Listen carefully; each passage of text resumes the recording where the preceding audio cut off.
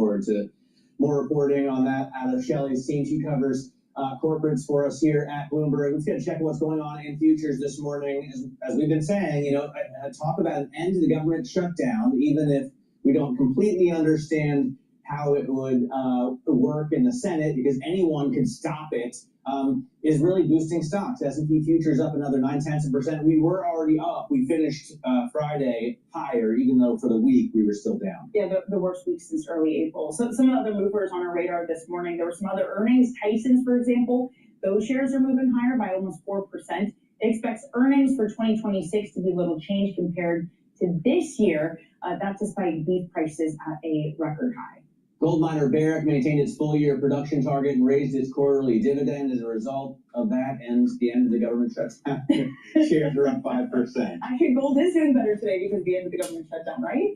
I think gold's higher, which also doesn't make a lot of sense. It is true. Spot gold is up to over $4,000 now, $4,089 a troy ounce. Instacart finally here providing an upbeat earnings outlook as orders grow at a healthy clip.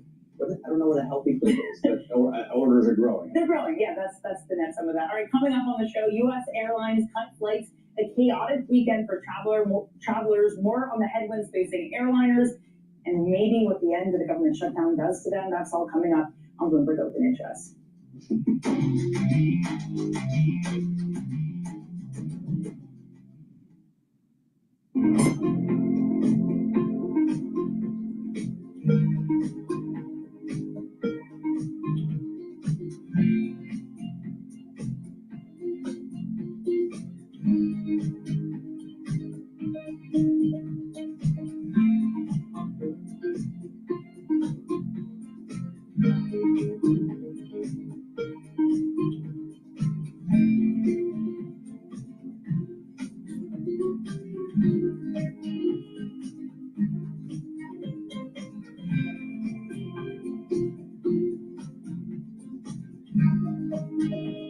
I'm David Weston.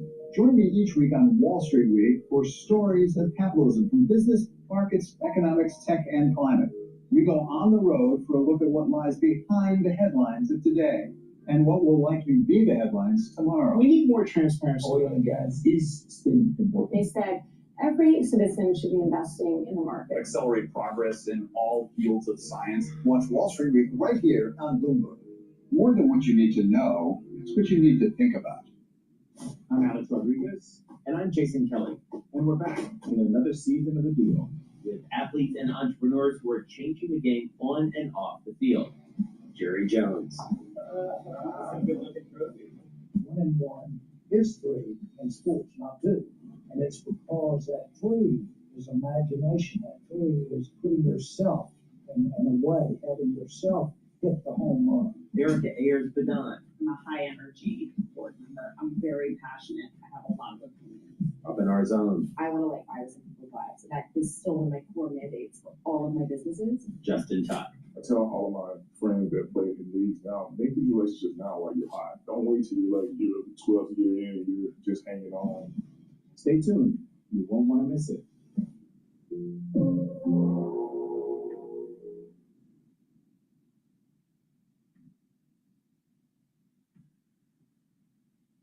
It's a multi-trillion-dollar industry. We'll show you what's happening in ETFs like no one else. ETF IQ, only on Bloomberg.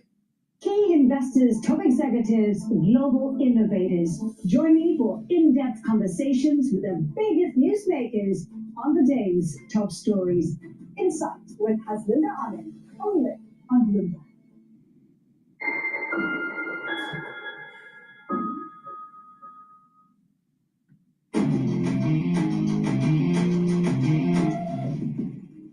Getting out of high interest, look what's making headlines around the world. Former French President Nicolas Sarkozy will be released from jail after serving 20 days of his 5-year sentence linked to an alleged campaign funding from Muammar Gaddafi's regime. A Paris court approved his release while he appeals the conviction and ordered that he remain in France. Sarkozy, who was held in solitary confinement, called his time behind bars a nightmare. The 70-year-old maintains his innocence with appeal hearings expected next year. Citadel is launching a new stock picking unit in London as it expands its European footprint. The division will take larger, longer-term stakes in European companies, marking a shift from Citadel's faster trading style. The move comes as multi-manager hedge funds like Citadel race to put record inflows of capital to work. And heavy snow in Chicago is adding to nationwide travel chaos as the government's flight restrictions enter a fourth day. More than 10,000 flights were delayed or canceled yesterday, and airlines warn more disruptions are likely with fresh snow falling. The gridlock comes as the shutdown drags past 40 days, leaving air traffic controllers unpaid and straining the system ahead of the busy Thanksgiving travel window. Danny? Let's get more. Hello, my name is DrPaulCottrell. Thank you for joining. We are live streaming on Rumble and on YouTube and on my website, the-studio-reykjavik.com. You can follow me on X and GETTR. You can also follow me on YouTube, Brighteon, Bitchute, and Rumble. Please do. All these videos are for free. Share the links. Ask your social media to follow me. And that's a great way to help support the work that I do. You can also support, because all these videos are for free, you can support by donating on my website, the-studio-reykjavik.com. You can donate through Stripe, PayPal, or Buy Me a Coffee. You can also be a paid member to my Patreon and Substack channel. You can also follow me on TikTok. There's lots of modalities to consume the content that I have. So please subscribe. And if you would like to help support, please donate. You can also get great products from my store, the-studio-reykjavik.com. You can get ebooks, supplements, and also course material on immunology and pulmonology. You learn a lot about the immune system and how your lungs work. So it's a great way to get lots of videos, lots of PDFs about how those systems work. Please go to my store, the-studio-reykjavik.com. Follow my advice to slow down the aging process, stack the supplements the way I tell you to, and you will benefit from that stack. And I'll explain throughout this broadcast exactly how to stack these supplements and what they do for you.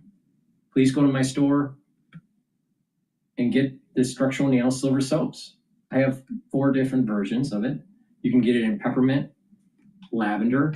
You can also get it in lemongrass and charcoal tea tree. Get a few bars for your household. Be prepared for the fall and the winter season. Again, this is made from structural nail silver. In addition, they're great for the gift season, the holiday season. You're looking for stocking stuffers? This is perfect for it. Please go to my store, the-studio-reykjavik.com. Get the structural nail silver soaps. Use discount 5. You get $5 off any order. All caps, discount 5. Thank you for joining. Now let's continue with the news. Hold up and might think twice about booking travel, especially as they watch the chaos unfold. And so we still have to wait and see what the booking trends look like when the airlines sort of give us more of an update as to what the impact of the shutdown and restrictions were. But in terms of sentiment, it definitely plays into sentiment. I mean, the airline stocks in general, the big ones, right, have all rallied since Liberation Day. So they were higher at the beginning of the year, but they took a huge hit into April. And since then, they're all on the uptrend, at least United, American, Delta. Does this put that at risk? I mean, United and Delta had great results, and they talked about how they have a consumer base that isn't as affected by inflation and higher prices because they are sort of more immune to those things, and they've sort of gone more premium. They've sort of changed their aircraft mix to add more premium seating, and that's why we've seen the low-cost carriers struggle a little more. But in terms of sentiment, yes, there was the airlines also cut their estimates for the year when the Liberation Day tariffs came around because they weren't quite sure what the economy looked like. And then they sort of been more bullish and more optimistic about the prospects for next year. So that's why airline stocks have been where they are. All right, Sid, thanks so much for joining us. Sid Phillip is our global aviation correspondent. Let's get a look at some of the other movers on our radar this morning. Crypto-linked stocks are rising amid The risk-on sentiment as the government shutdown inches closer to ending. When Bitcoin rises, when the rest of the CRYP Go universe gains, you see these stocks rally as well. And apparently that's part of the reason why gold is higher this morning too. So you see gold-linked stocks also outperform. Maybe there's also an increased chance of a rate cut next month as the shutdown progresses. You also had earnings from Barrick that upped their dividend and share buybacks. European buyout firm Invest Industrial has agreed to take food label manufacturer Treehouse Foods private in a $3 billion deal. As a result, Treehouse trades up towards the premium. You can see the gain there more than 20%.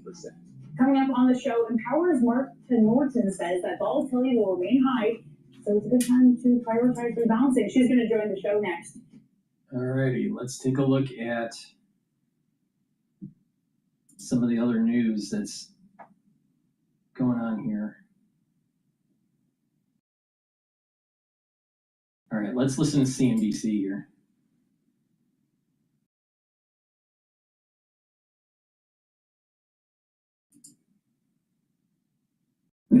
We build on more than 6 decades of experience. Joining us right now to break down the latest developments in the government shutdown, Jake Sherman, Punchbowl News' co-founder, and NBC News and MSNBC political contributor. So here we are, perhaps on the cusp of a deal. I want to know what you think the Democrats are going to get for all of this, what you think the Republicans are going to get for all of this, and the way the public is going to think about this when it's all over, if they think about it again at all. Maybe they won't think about it again at all. The Democrats get nothing.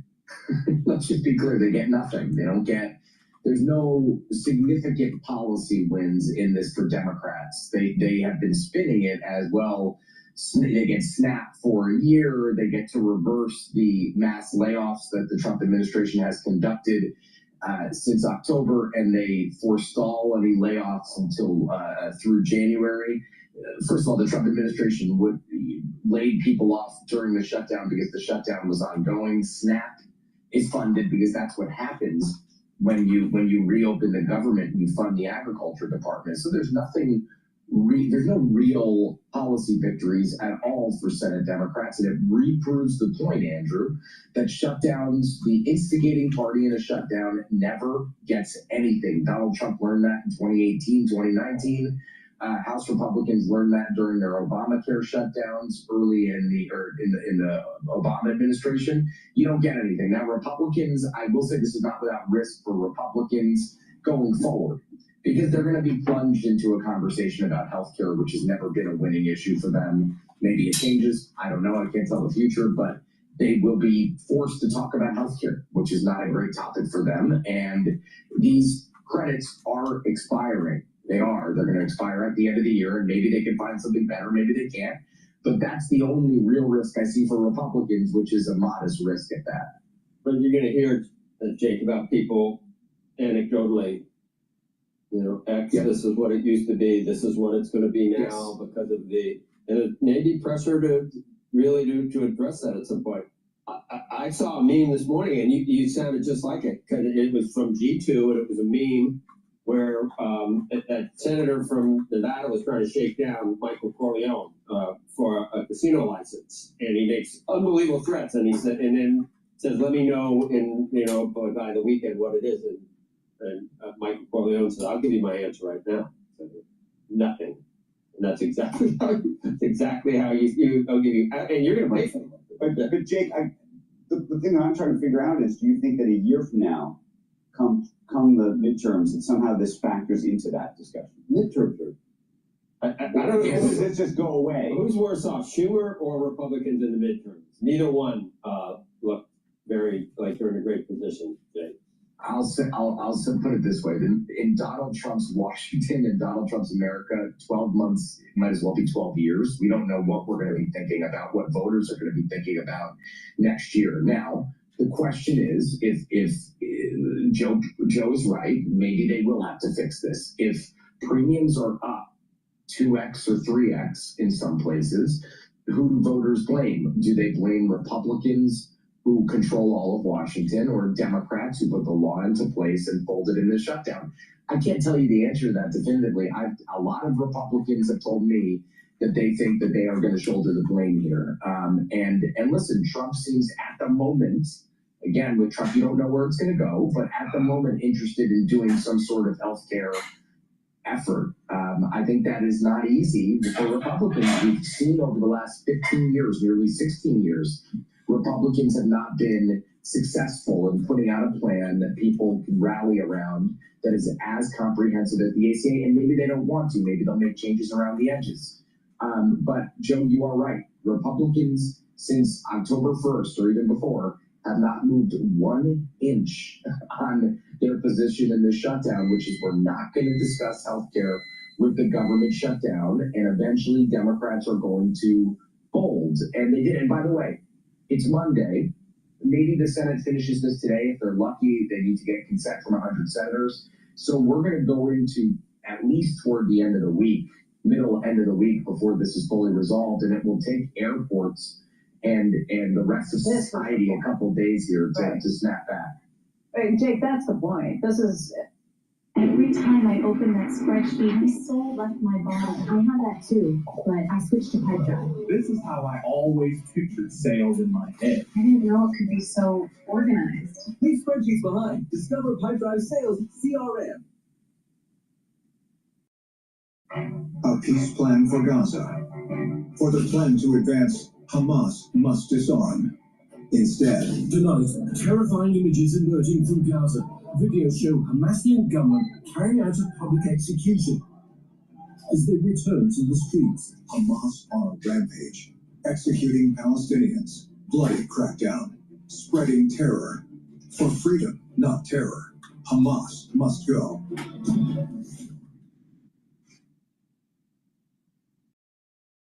Hey, Jake, that's the point. This is kind of a forced protest that they have put on all of these government workers, on all of these Wasn't that odd, really strange on CNBC?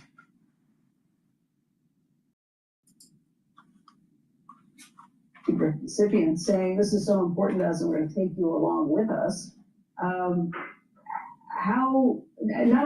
Because this is the longest we've ever done this, what ripple effects last beyond just how long it takes to put society back together? Are there things that will change permanently for this? Are there just the ripple effects from the air traffic controllers who are in training, who are saying, forget it, I'm not going to do this anymore? Will the government actually act to try and make it a lot tougher for a government shutdown in the future? They can't make it any tougher, Becky. I mean, there's nothing they can do to make it tougher logistically. I think there's been estimates that GDP is gonna take a hit. Most of the damage, the economic damage from the shutdown, is predicted to reverse, right? It's predicted to snap back once government coffers are full and the country starts moving again. But listen, this process, this funding bill puts another deadline for most of the government funding on January 30th. So Congress will have just over 2 months to fund the rest of the government on a long-term basis. Right now, what they're basically doing is they're funding agriculture, military construction, and veterans affairs, and the legislative branch through the fiscal year. The rest of the government needs to be funded by January 30th. Listen, what you said, Becky, is absolutely correct. Government shutdowns are designed to exact pain in exchange for a policy concession. And the hundreds of thousands of federal workers who are paid by the government, paid by the federal government, it's just they are along for the ride, and it is difficult. And we've seen. Trump learned in the last when the Republicans shut it down, it's like not something that works. Maybe it won't happen anymore. Can I ask you? I heard that there were many more senators they could have counted on, but like Senator Shaheen's not running for re-election. I think there's another senator that's not running for. So there's certain senators that don't have political. There won't be a hangover from what they're doing. How do they decide to do? They got exactly what they needed. So whomever didn't have to vote for it. That always happens, Joe. How do they do exactly what they need? How do they do it? Do they talk? Do they talk to each other and say, okay, you don't have to do it, I'll take the flak for you? How many more were there? Remember, I can tell you this: two of the people who voted for it, Dick Durbin and Gene Shaheen, are not running for re-election. The rest of them are up for re-election in 2028 or 2030, so they don't face voters for some time. That is eons away. Who knows how many of those people run again, et cetera, et cetera. So they were all in negotiations over what they need to get to yes. And all of these folks, to a person, they were sick of the shutdown. They think it didn't work. Tim Kaine, who just won re-election in Virginia, decided that the several 100,000 government workers didn't deserve this anymore. In Virginia. By the way, I do not know whether there were a bunch more. I don't. Now, I just don't. I'm not sure that's correct. I mean, I'm sure if they absolutely needed it. Remember, Schumer is against this. Schumer is going to vote no. Brian Schatz, the next Senate Democratic whip, the next number 2, and probably the next number 1 at some point, is going to vote no. So the top of the party is no. And by the way, this is going to be very messy in the House of Representatives. We're all forgetting, or at least I needed reminding, kind of, that Republicans have 219 votes in the House. They can only lose 2 to pass this. Hakeem Jeffries is a no. His leadership team is going to be a no. The default position for House Democrats is going to be a no. This is going to look very, very turbulent in the House when it gets there Wednesday, Thursday, or Friday. When they bother to come back to work. Yeah, they've been out for 50 days. It's one of them. I'll say this, having covered this stuff for, as long as I have, 15, 16 years, this is the most obscene thing I've ever seen, that they've been out of session for 50-something days as the shutdown is dragged on. They would have, I think. And by the way, they're getting paid for all of this. Correct. Constitutionally, they are mandated to get paid. Yes, they are getting paid. There's your first problem. You want to make it tougher? Stop paying them. Want to make it tougher for government shutdowns? 1,000%. They wouldn't have continued if they were not getting paid, probably, or would have been much quicker. But Joe, what you said is right. It's just a little piece of things. Never end well. They never end well. Proper shirts for life's bigger moment. All right, the market is opened. The S&P 500 is trading at 6,798. VIX is at 18. The euro is at 1.15. Oil is trading below $60 a barrel. BITO is trading at 16.62. Japanese yen is trading at 154.09, and natural gas is trading at 4.29. In terms of the equity market, the S&P 500, the resistance level right now is still at 6,800. Support levels at 6,750. Year-end target that I have is 6,850 to approximately 7,000. Once the end of the shutdown is official, then I think we're going to start seeing a market rally. Now, with that, let's listen into some other news that's starting to pop up.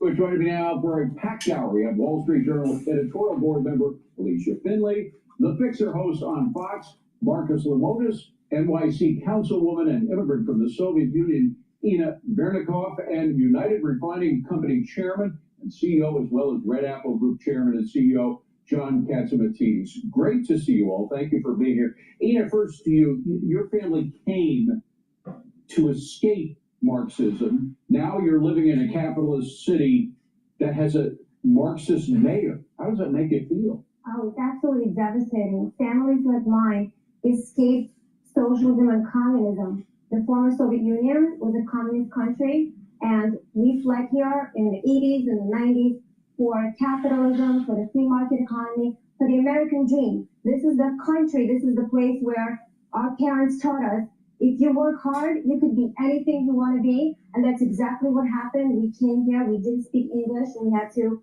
get accustomed to a new country, to a new life, to a new language. We became doctors, we became lawyers.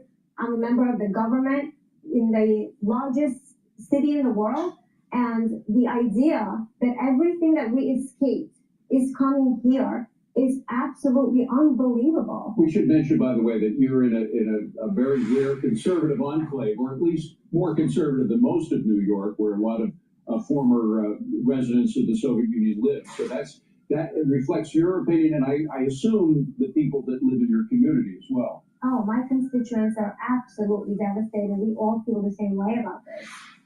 John Catsimatidis, for those who don't know you, you're in a lot of different businesses, oil, grocery stores, etc. How does a business person do business with a Marxist mayor? It's going to be more difficult. We are hoping that Governor Hochul, who's the current governor, is tough enough to lean on him to make sure he does the right things. Then we have President Trump, who's one tough guy, and he has said to me and has said to people that the fact is that the federal funds will keep moving to New York, but I suggested to him maybe put a monitor in to make sure the money is spent properly and doesn't go poof. By the way, we saw that in the 1970s. There was the Mack Commission, a commission that monitored very closely the budgets as New York was essentially going bankrupt. Is it a similar thing that you want to impose now? Well, I told President Trump, I said to him, my recommendation is to let the people of the city of New York and the state of New York should not suffer. It's to make sure the money is spent properly is a proper situation. And the money should keep flowing, but you should have somebody in there that you trust to oversee it. Marcus, the fact that the focus is on New York is because it's such an extraordinary situation. The city of capitalism with a Marxist mayor. But this kind of movement you see happening all over America. You've got businesses all over America. How is Middle America responding to all this? I think that the one thing that we have to think about as we sit here today is that affordability is an issue everywhere. It is not just in New York City, absolutely. From Seattle to Minneapolis to Chicago to wherever it may be. But I have a high level of confidence, and you probably would expect me to say this, that capitalism will always win out.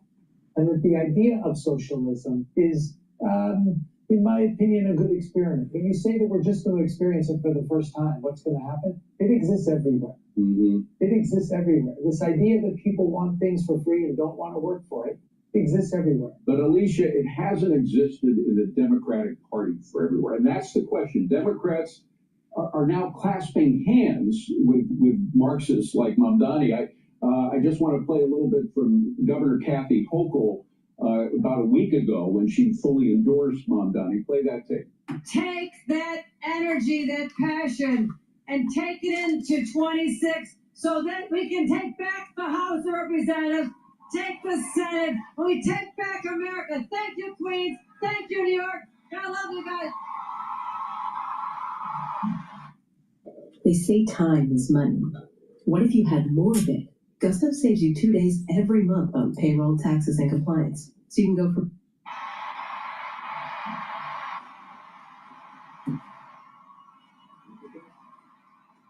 There was the shot there, the hands raised in the air. So has socialism now become a platform of the Democrat Party?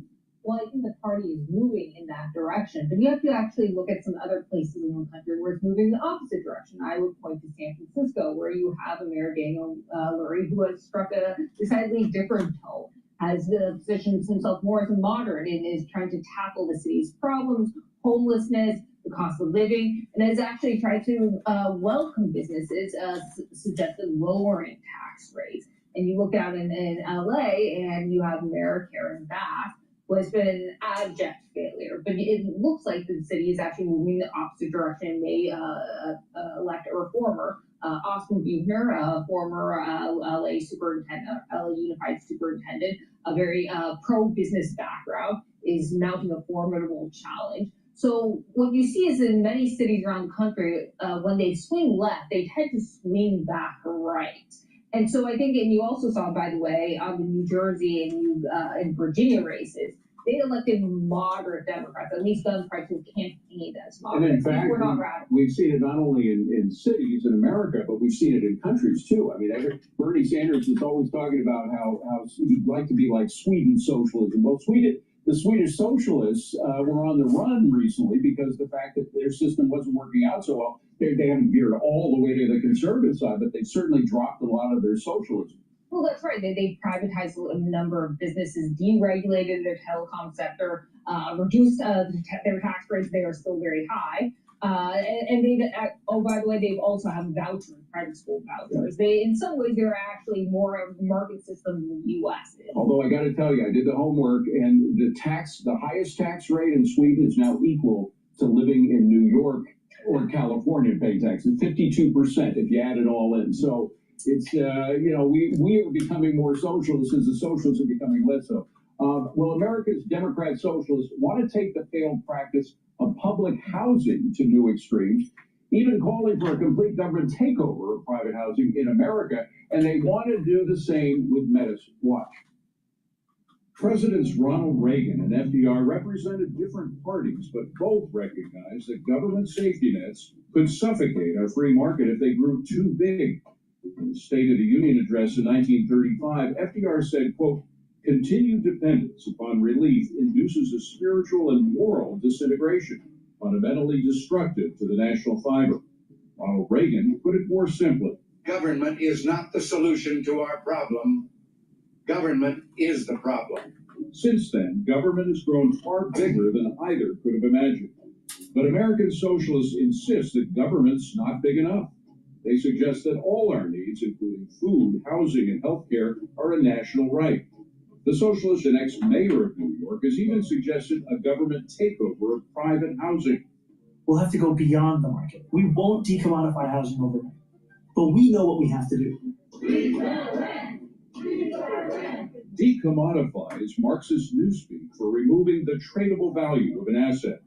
But do American homeowners really want to see their single most important asset lose its value? As for public housing, whether in the South Bronx or Chicago, most of those experiments have ended as filthy, crime-ridden failures. Socialized medicine isn't much different. Even Bernie Sanders now admits that Obamacare hasn't fixed healthcare. Remember, right now, our healthcare system is broken. Ronald Reagan would remind Bernie that Obamacare and fully socialized healthcare systems are broken because there's too much government, not too little. Both major political parties used to agree that what made this country the most prosperous in the world was our free market, not socialism. John, what we were hearing from Mamdani is full-blown Marxism. To use a word like decommodify housing means to take the value of a $50 trillion private asset, that's the amount of money Americans have in their homes, and give it to the government. This is dangerous stuff. Well, we have in New York City, we have what you call the NYCHA housing. And guess what? It was built by government money. People moved in. Guess what's going on? Nobody pays the rent. And nobody's getting evicted. So it doesn't work. NYCHA housing doesn't work. It's some people are paying the rent. Most of them are not paying the rent. So what happened?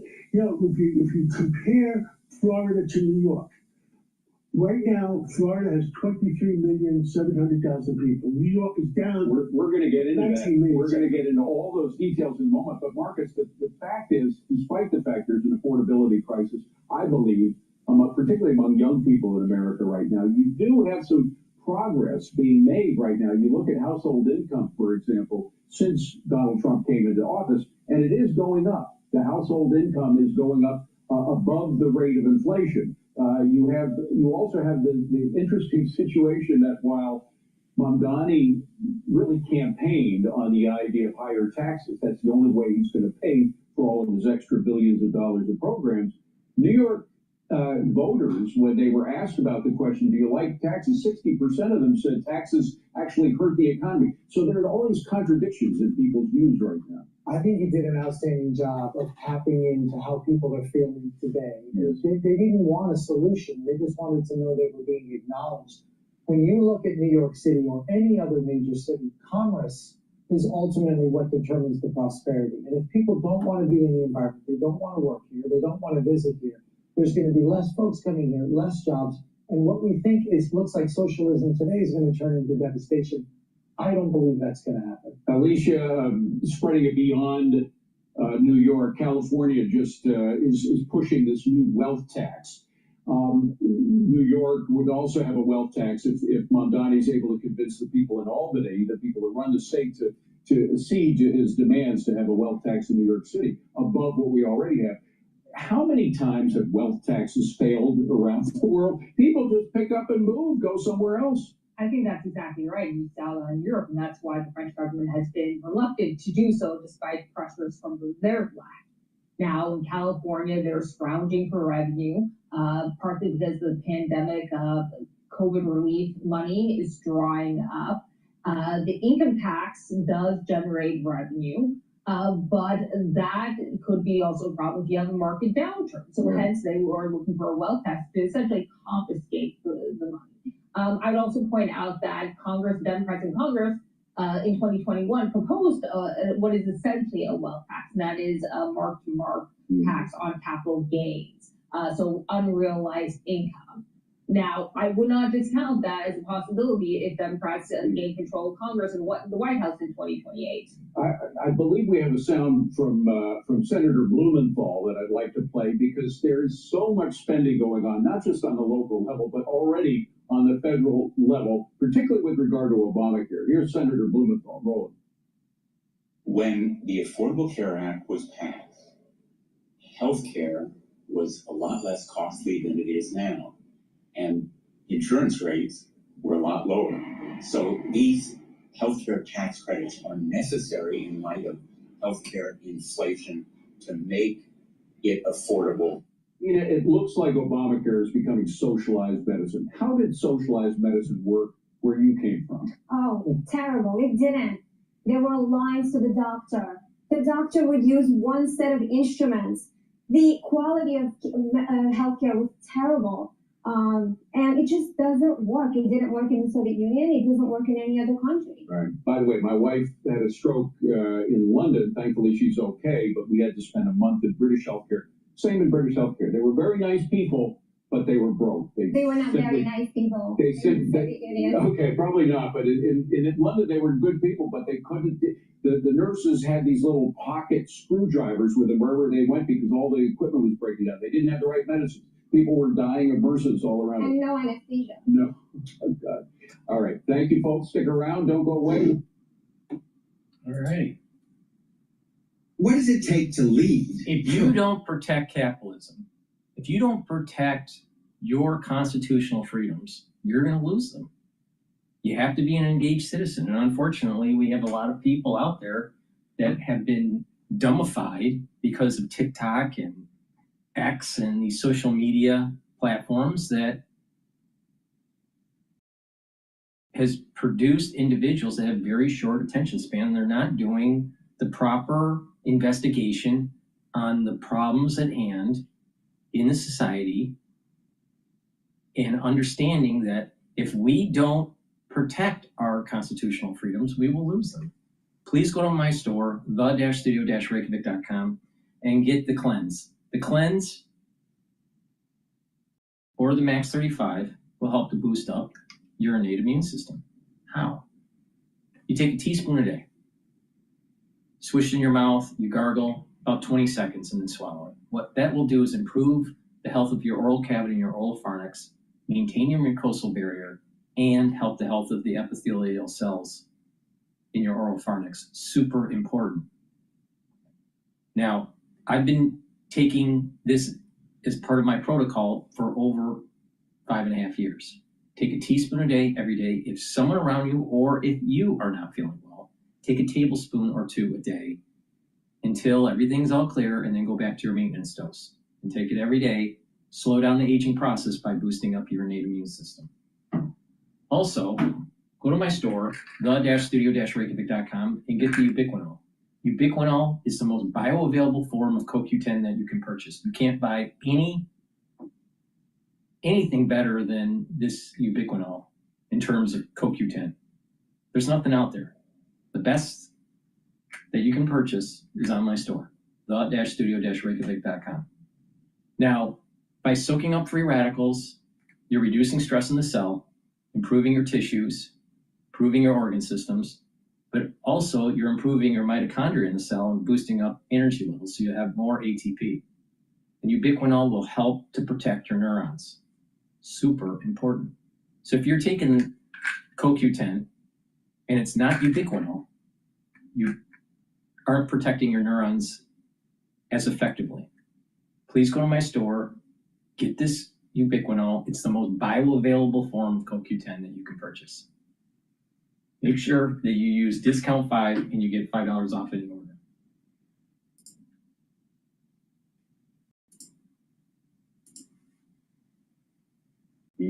At the Fed right now. One is that we need to get ahead of a brewing problem, especially in the labor market. And the other is, if you're in a dark room, you want to move carefully and maybe pause. Which one do you think carries more weight? I'm going to shift over to this BBC issue with Trump. Times Radio is talking about BBC's days are numbered unless it changes. Let's listen in. On your motorcycle, on your bicycle, in your car, at your desk, during your run, creating content. With SB Connect, Andrew worked as a presenter for the BBC under 6 Director Generals, we think, and 2 people who had to act up as DGs after sudden resignations. Andrew, is this, I mean, this is perhaps predictable that the BBC tends to do nothing, underreact, and then someone eventually has to carry the can. What do you make of this particular scandal? Well, I think it's much more than the resignation of the Director General and the head of news. I think it's much more than just this splicing together to distort what Donald Trump was saying on January the 6th. Well, that in itself shows something of a mindset. I mean, what Donald Trump did on January the 6th was bad enough without having to make it up. Yeah. You know, his behavior that day, I think, was deplorable, and the behavior of his followers was even more deplorable. So why you had to distort it, just tell the plain, unvarnished truth would have been enough. But no, they had to go further. And, you know, Deborah Turnus in her resignation said that the BBC is not institutionally biased. Well, I think she's wrong. The problem is that in a number of areas it has become biased. And the Prescott report, which has started all this, was not just about the splicing together of parts of a speech 55 minutes apart. It was about the BBC's coverage of the Trump election campaign and its systemic bias in favor of Kamala Harris. It was about the coverage of Gaza and of Israel, and particularly of BBC Arabic, which seems sometimes to be a voice of Hamas. It was about its coverage of transgender issues, which is a very good column by a left-wing columnist in the Times today, how bad that has been. So it's across the piece, and it doesn't all disappear just because the DG and the head of news has gone. Then what's going to be done to stop this from happening again? What's going to be done to change the mindset that has given us this? Because if it isn't changed, the days of the BBC will be numbered. But has it not always been that? I'm interested in, you've got a long experience of the BBC, as you were saying. Has it not always been thus, though? University-educated, left-leaning, North London liberals have always populated the BBC, certainly as long as I can remember. That's going to create a certain groupthink anyway. Is it worse now than it's been before? Yes, I think so. The BBC has always lent a little bit left. I think that's true. But it also was populated by journalists who by and large left their views at the studio door and went out of their way to be as impartial as they could at presenting the news. And that's what built its global reputation over time. I think, though, with the rise of identity politics, with culture politics, excuse me, that's I was the dog disagreeing with me there, that she gets very worked up about the BBC. Iris, please be quiet, this is embarrassing. Thank you. I think with the rise of identity politics, and with a particular group of cultural ID people coming in out of the universities into metropolitan areas, you can see that this isn't just a BBC problem. This is a problem that almost every broadcaster faces. I mean, Sky News leans to the left, Channel 4 News leans to the left, ITV News now leans to the left, ABC in Australia leans to the left, CNN, MSNBC, ABC, CBS, NBC in America. They all do that. The difference in what makes it so important for the BBC to get its impartiality right is that if I don't like what Sky News is saying, I just don't watch it. And that harms its economic model But we all have to pay for the BBC whether we watch it or not. And that really puts an onus on the BBC to make impartiality its whole modus operandi, the most important thing above anything else that it does. And the economics of this is so interesting because the license fee guarantees them 3 billion quid a year or whatever it is. It's a regular income that is not dependent on commercial performance. It's just guaranteed by law. And therefore it's very questionable, and you wouldn't invent it if you created it now, and it's an anachronism. It's based on the old licensing laws.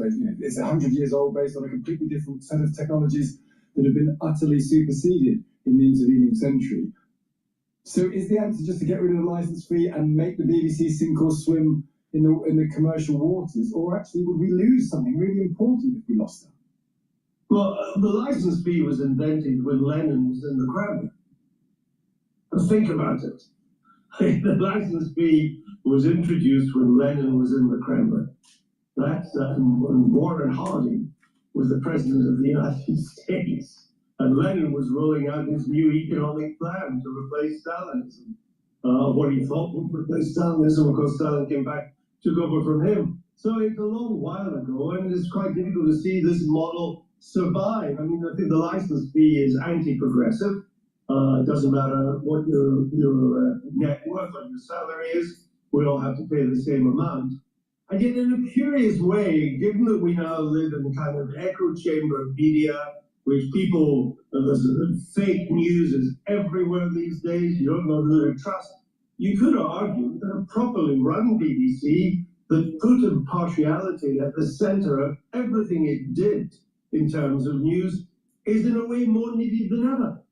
But if the general view is that you lean left, particularly on cultural issues, and you don't represent other opinions nearly as much, particularly in a number of subjects that the press report highlights, then you're in danger of losing that reputation for impartiality and for trusted news. And more people say to me, they don't trust the BBC anymore.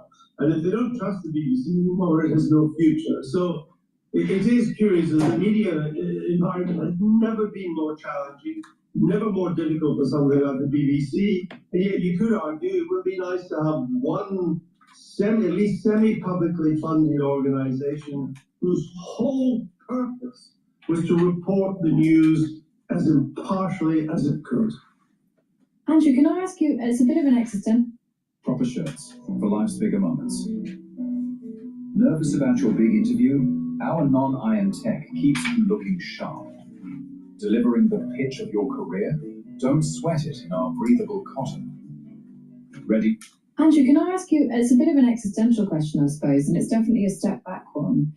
Do you think part of the issue here, part of what we're talking about here, is that there is a bit of a culture in the workplace now, and we've actually talked about this in the civil service and in the public sector more broadly, which is that everybody has to feel that their views are justified. Everybody's justified in having their own personal opinion on something, even in the workplace, and that it becomes quite difficult for disagreement or conflict or pushback. And actually in news, that's one of the most important elements to making sure that you can make sure that you're not biased, because you have different people saying different things and you come out hopefully roundly in the right place. Do you think culture is part of this issue for the BBC? I think it is a cultural issue in the young people coming out of university these days who gravitate towards metropolitan-based organizations like the BBC are all coming with broadly the same mindsets, the same mindset that they've been given in university. And diversity is the great cry of the progressive. But the one thing where there is very little diversity these days in a place like the BBC is diversity of opinion. How do you fix that then? Because if you're you've asked more and more people, governments have over the years to go to university. How do we fix that? You have to be much more Catholic. That's with a small c, much more Catholic in your hiring practices. You've got to go out of your way to get more working kids from working class backgrounds, more kids from provincial backgrounds, more kids from non-Oxbridge. Everything that he is saying has been written down in 1951 by William F. Buckley. And he was stating on how Yale and other institutions of higher learning in the United States was pushing collectivism, anti-religious rhetoric, either in an agnostic lens or in an atheist lens, and pushing socialism and not capitalism, not free markets, not individualism. And here, fast forward from 1951 to 2025, and we're living exactly what William F. Buckley Jr. was saying it was a big problem in the United States. Colleges, and you've got to look for a diversity of opinion, because then it is the diversity of opinion that gives you the creativity, the creative engine to do good news.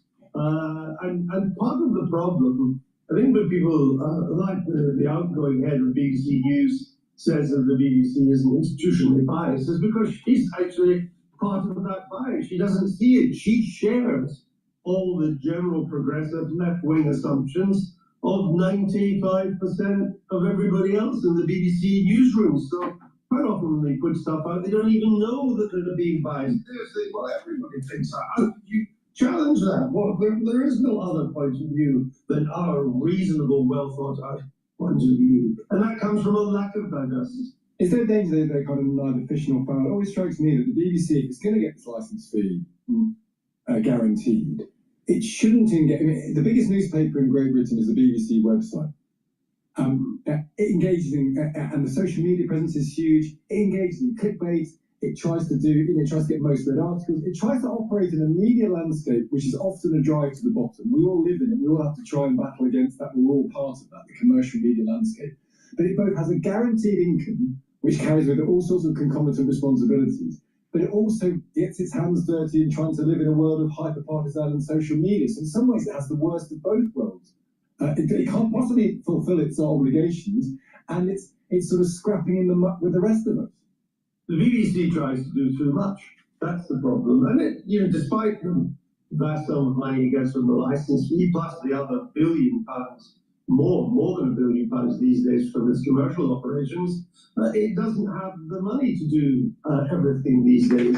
And it needs now to concentrate on what makes a public service broadcaster special. There are two things. One is impartial news, and the other is drama that speaks to our condition, to our history, to our current condition, to the country that we are. And in both these areas, I think the BBC is in some trouble. The impartiality issue is now huge, and that's come to a head. And so it's lost a bit of what made BBC News special. And on drama, well, the American streamers are producing just as much high-quality British drama as the BBC these days. In fact, in some cases, it's even better. Everything from Adolescence to Slow Horses to Down Cemetery Road, which is currently going on. So what is it that justifies the BBC still having this special, not anti-progressive funding mechanism? Can it really go on? I mean, I was listening this morning to some of the coverage on the Today program, which is the flagship BBC. How dare you? But only for the purposes You of missed us, Times Andrew. Radio to do proper research. So that was all. And the line they were pushing this morning is it was all a right-wing coup. It was all an internal right-wing coup. Well, I mean, sometimes they just can't help themselves, can they? And the idea you would even attempt to mount a right-wing coup of the BBC with a Labour government in power with a massive majority just beggars belief. And it means that they just don't want to face up to the real problems. And people have been telling them this for a long while. I mean, the Prescott report came out of frustration that not enough was being done to identify this, that nothing was being done about BBC Arabic, that the American coverage had become unreliable and viscerally anti-Trump. And I think in the end, people just thought, well, we're going to leak this and get this into the public domain and see what happens. Because trying to change things behind closed doors isn't. And I think the BBC over the past 2-3 weeks became frozen in ice because it didn't know what to do. It neither apologized nor defended what it had done. And indeed, the Director General seemed to go AWOL He seemed to go missing in action and has only now surfaced to resign. And so I think all in all, it was a huge institutional failure.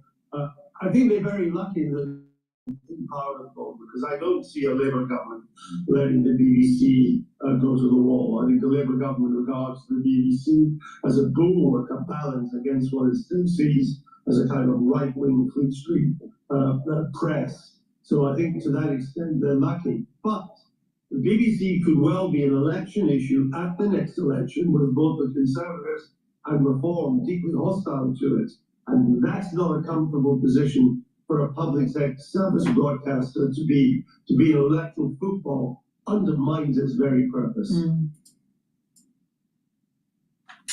I've been reading, I finished reading the God and Man at Yale by William F. Buckley. I think the subtitle is Superstitions of Academic Freedom. It goes in detail about the psychology department, the sociology department, the history department, the economic department, the interplay between the faculty and the students, the interplay between the alumni and the overseers and the president. And the bottom line is this. He wrote the book in 1951. The bottom line is this. You have higher institutions teaching out of books in economics that literally are promoting socialism and trying to demonize capitalism. And you have professors that are pontificating their socialistic perspectives. Now, in the sociology departments, they're pushing oppressor and oppressed, the demonization of religion. You know, this whole idea that everybody's opinion is of equal value because of relativism, because of postmodernism in philosophy. Well, no, not everybody's opinion is valid. Everybody can have an opinion. You can have your rhetoric of your opinion, but that doesn't mean you're right. And this is where schools should be designed, where you see the dialectic of this,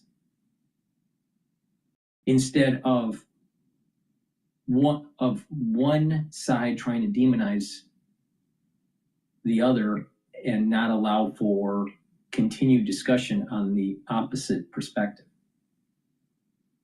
There's too many professors that are socialistic, communistic, collective,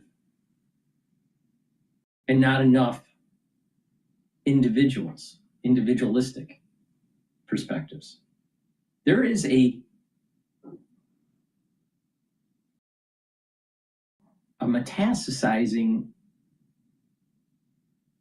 negative rubric that's coming out of schools that are making students socialistic and not individuals. Now you add in individuals getting higher education, especially from elite institutions, and they can't get jobs, or they're not as prosperous as they thought they were because they came from an elite institution, because they got a degree in something that the job market doesn't want. And they get all upset. And they get angry, and they start to organize, and they start pushing this socialistic agenda. So I think it's really important to realize that this isn't a modern phenomenon. This was starting to take hold in elite institutions all the way back in 1950. Now you got to remember, we win the war in 46, World War II, and fast forward 4 years. And Buckley is saying that at Yale, and the same thing was happening at Harvard, these institutions were really pushing socialism. Now, look at what happened right after World War II in the UK. They oust Churchill, and they're pushing this socialistic agenda. Now, what was spearheading that was this political economy, or political economics, through Keynes. Keynes kept on promoting, well, you can just spend more money, print more money. Government can spend more money, print more money, and therefore you will get out of your doldrums. But he also said that you have to tax. So you intervene in crises, and not every recession is a crisis, but unfortunately, politicians think every recession is a crisis. So what happened was that there was a slippery slope, and they kept on overusing Keynes's recommendations or prescription. Keynes basically said this: you have a crisis, a real crisis, print more money. Have the banks intervene. Have fiscal policy. But after the crisis is over, because you've overspent, you have to tax. So the politicians say, okay, any crisis, use Keynes' philosophy in intervention. And once the crisis is over, don't tax. Because if you tax, you may lose at the polls. So they didn't follow what Keynes was saying. It's like a heroin addict trying to get off of heroin, but they have to go. They have to go to the methadone clinic. All right, but they just keep on going. Right? They never literally get off of their addiction. They just keep on going. That's what society is with Keynesianism. And Keynesianism, or the Keynesians, weren't even Keynes. They were something else. They were like a neo-Keynes. A neo-Keynes. But the point here is this. During that time period of coming out of World War II, there's a big push for socialism through Keynes and the overuse of interventions in the market. Hayek kept on saying, wait a minute here. If you keep on doing that, you're going to go it's the road to serfdom. You're going to be poor. Now, if Keynes looked at what individuals were using, or they were used, let me rephrase it. If Keynes was still alive and watched how politicians actually used his policies, he would be appalled. Because they're literally creating systemic risk. They're creating a pernicious aspect. That you prescribe something because there's a disease. There's some sort of pathology. But that doesn't mean that all ailments are that pathology. And that doesn't mean that you should continue on the treatment once the patient's better. So you need to know when, you need to have the discernment to know when to prescribe certain medicines or policies. The human body is a complex system with very complex feedback loops and biochemistry. The social system and economy is very complex also, with many feedback loops. So if you have an ailment and you just kept on using the same prescription even though the ailment went away, does that make sense?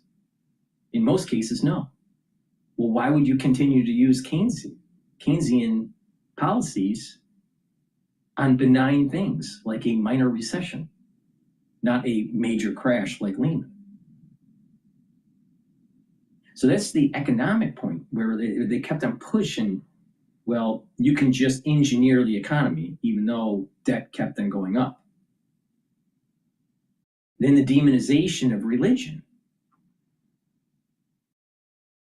where you lose some ethics and some virtue, and pushing this agnostic, atheist perspective. Now, atheism, especially if you listen to Hitchens, is persuasive. And you have to, work that out. There's aspects to religion, organized religion, that may seem that it's contrived and not true. And the atheists try to explain that these negative aspects of religion hamper society, but also there is a cohesion in the society when there is some sort of grounding with religion. When you look at a society that doesn't have it's not grounded by a religious system that's middle of the road, then you start to have a society that starts to devolve. Now, if it's ultra religious, you have a society that is tyrannical. If you have on the other side of the spectrum no religion, atheism or agnostic, then you will have a society that is devolving also.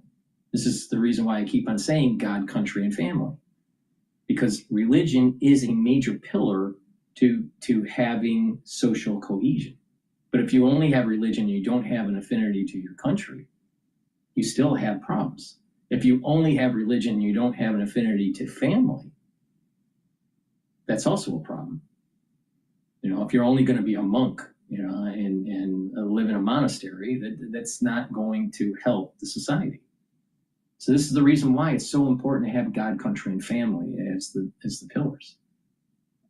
So when the atheists say, well, you don't need religion, you can get virtue, and you can get to a Nash equilibrium just by the natural emergence of good behavior will create an environment where the society is productive. Well, the empirical evidence doesn't show that. The empirical evidence shows that in a society that keeps on growing, like in a metropolis, if you do not have a certain level of grounding to religion, you have theft. All right? The atheists would say, well, in a small group, you may not need religion, and there is social cohesion and respect of people's properties just naturally. Well, that may be true in a small population, but in a larger population, you start to distrust naturally. The magic number in human construct is about 150. Once your interactions is beyond 150 people, you start to distrust. And then there is the need for rule of law. So the atheists would say, well, you can create rules of law. All right. But the thing is that if you don't feel as though there is a higher power that is looking at you and watching what you're doing, then you will eventually just rationalize, well, if someone's not looking, I can just steal it. If someone's not looking, maybe an individual can kill someone. If someone's not looking, maybe they can, break, some sort of taboo. So having a strong affinity to some sort of religion, but not overboard with orthodoxy, is important. And you have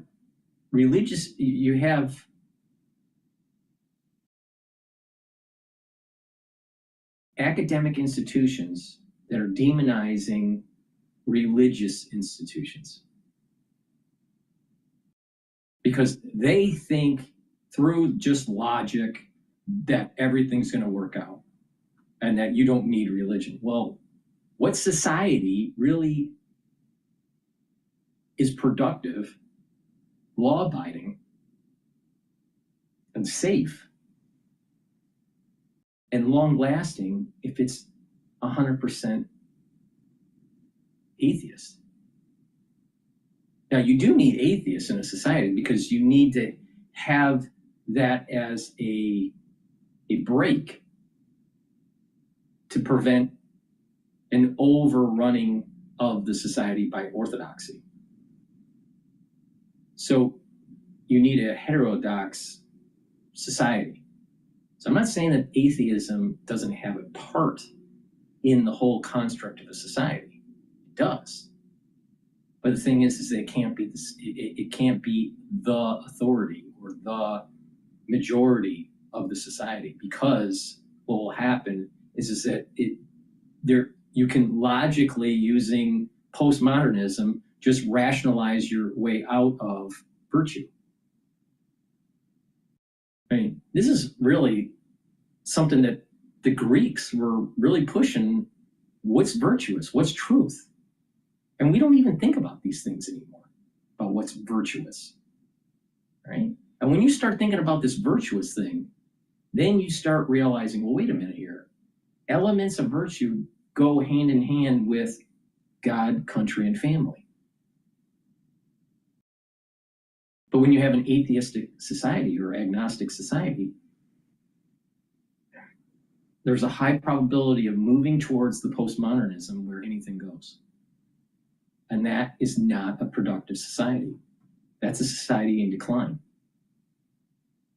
So getting back to William F. Buckley Jr., when he wrote the book, God and Man at Yale, the superstitions of superstitions of academic freedom. When a student goes to a prestigious university or even a non-prestigious university, you're being indoctrinated not just in the discipline of STEM or in the discipline of the humanities or the social sciences. You're being indoctrinated in a system that is collective, socialistic, and anti-God. So that doesn't mean that all the professors are that way, but many of them are. Now, what is interesting near the end of the book, from William F. Buckley, at the end of the book, he goes and states that, well, if you have a skill, he uses the example of a mason, all right? You have a skill and you're building buildings through stone and brick and concrete, right? So you have mason skills, but you don't want to do masonry, but you're really good at it, and there is a need in the society for your skills. So you can make money at it, but you don't want to do it. You want to be a photographer, but you can't make any money on being a photographer, but you hate being a mason. All right? So what do? Well, you can be a photographer and not be a mason and not have money, or you can be a mason and on your spare time be a photographer. Now, he takes this example and then says, well, wait a minute, let's take a look at a professor. A professor in many institutions, but not all institutions, but many institutions, a professor will have their own research, maybe 40% of their time or 60% of their time is doing research. And the other percentage of the time, the remaining percentage, is teaching. And they may hate teaching. They only want to do research. And this particular person is a psychologist or a sociologist type professor.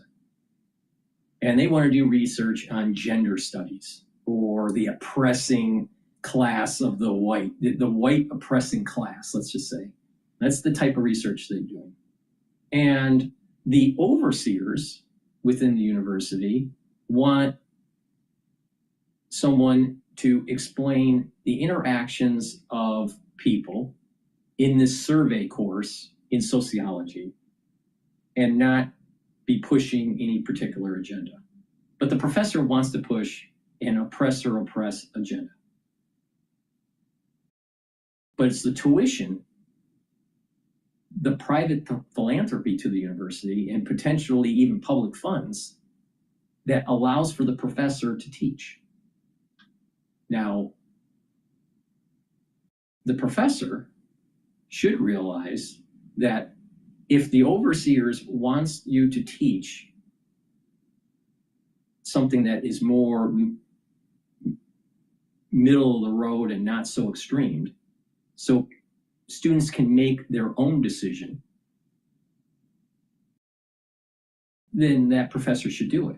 But the professor goes, well, I need economic freedom. Well, you do have academic freedom. You do have academic freedom because 60% of your time is doing research that is focused on something that is outside of the classroom, that's pushing this type of oppressor-oppressed agenda. The overseers don't want this. But the professors are saying, you need to give us the academic freedom to pontificate in the classroom. Well, wait a minute, your funds were to teach a certain course a certain way. All right. So the academic, they do have academic freedom in the sense that they can do their research because they've been given funds by, let's say, a philanthropist or the government to do a certain research project about something, okay? But that doesn't mean that they have to be pushing that same agenda in the classroom. And this is where the disconnect is coming from. It's just that they are deviating, they're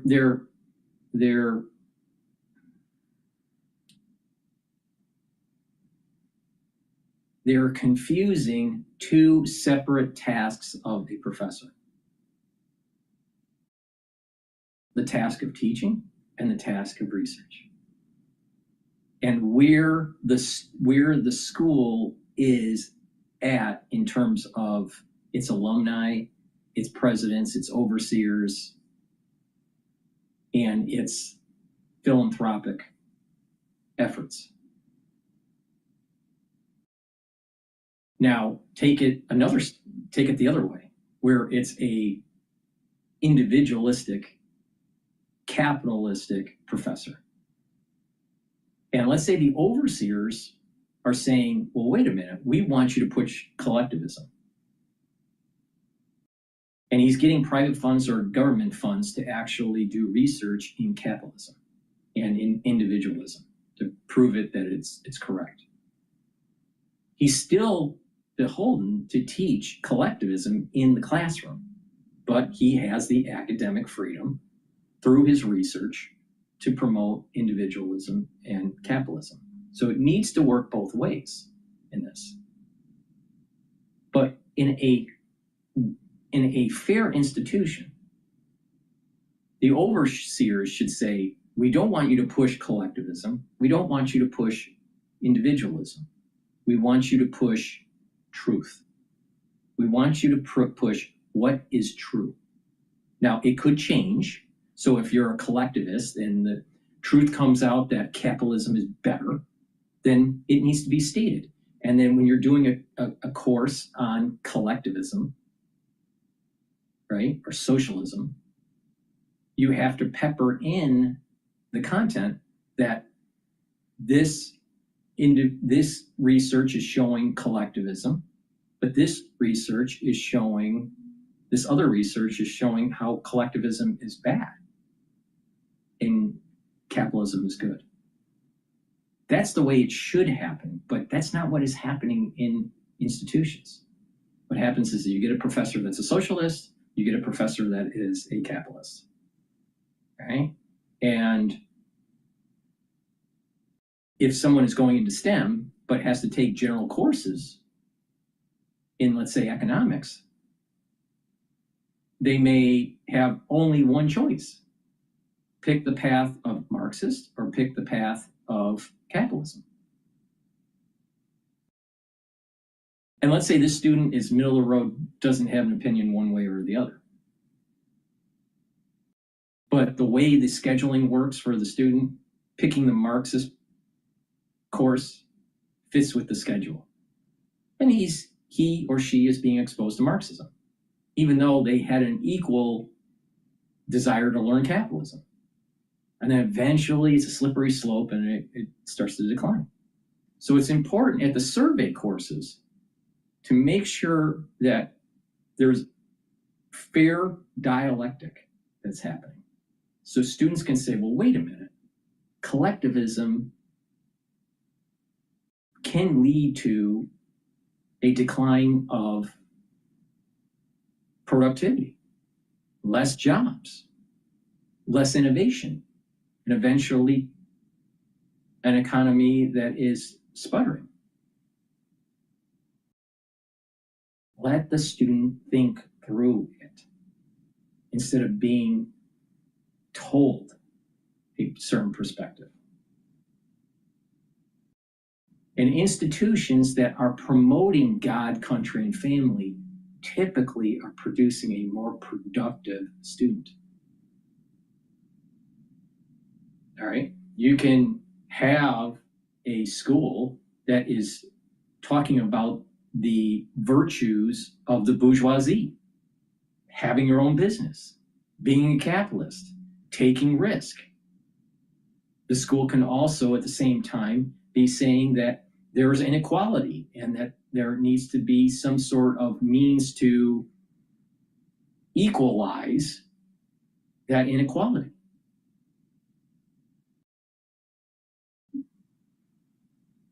But the thing is that what makes the more productive society? Collectivism or individualism? Capitalism versus Marxism?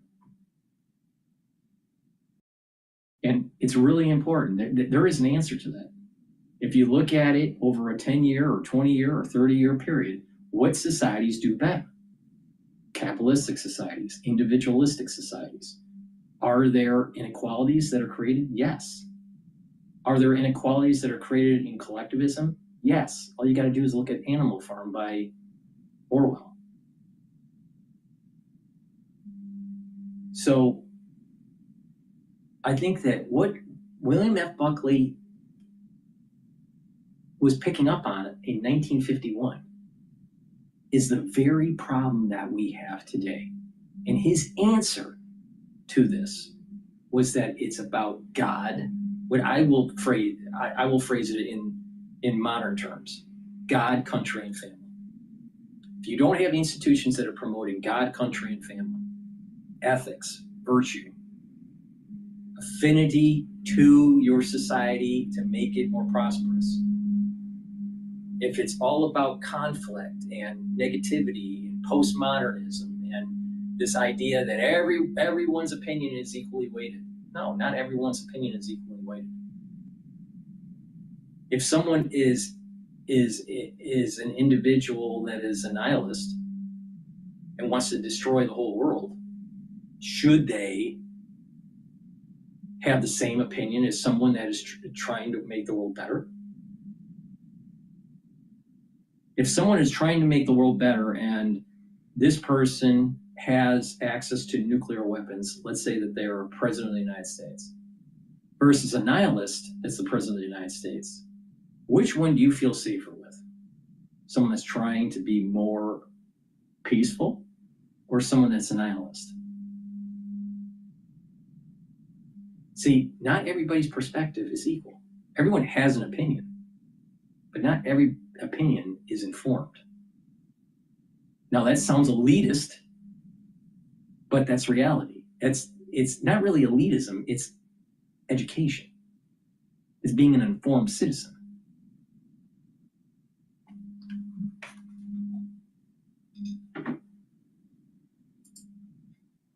All right. So it's really important to have this argument of this collectivism and individualism, or communism versus Marxism, or socialism versus capitalism.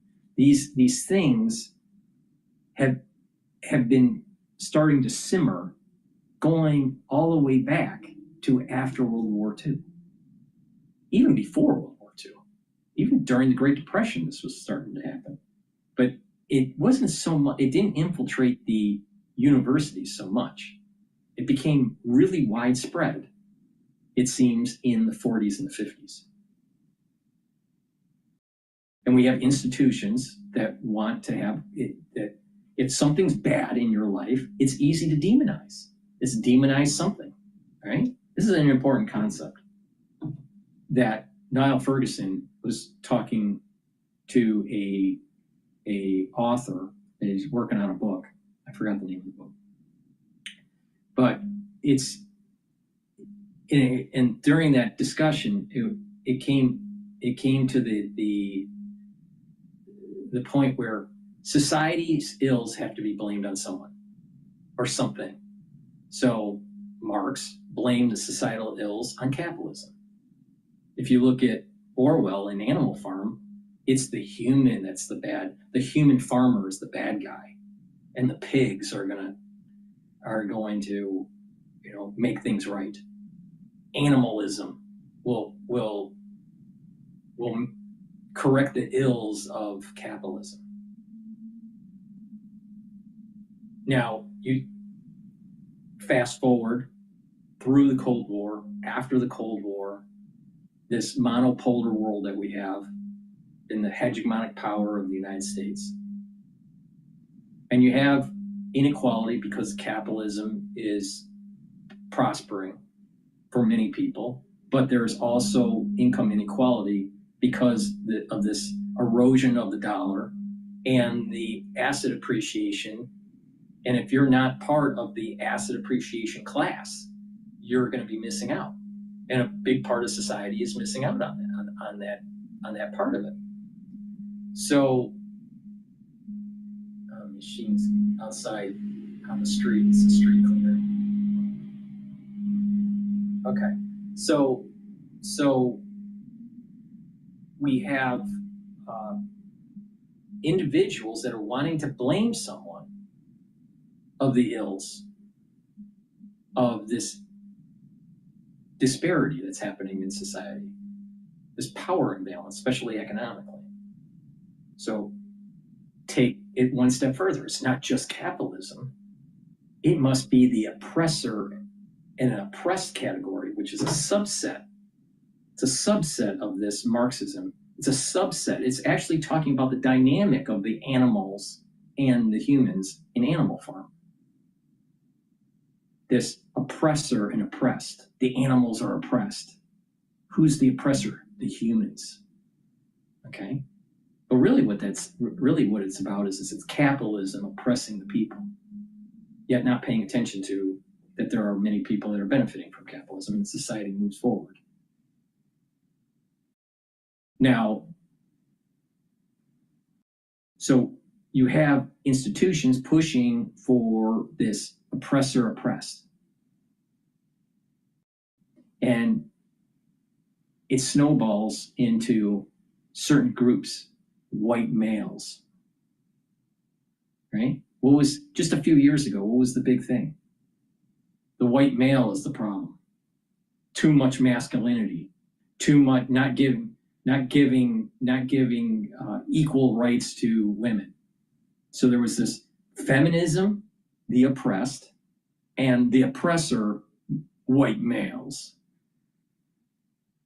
And then the next snowball effect of this is, well, it's not just women being oppressed, it's also blacks being oppressed. So it's really white privilege and that the oppressed are blacks. Then it snowballs to the next wave to anger the society.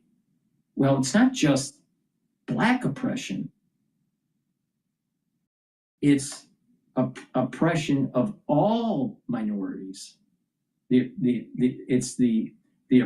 oppressed are all minorities, and that it's the majority that's the issue. Now, who's in the majority?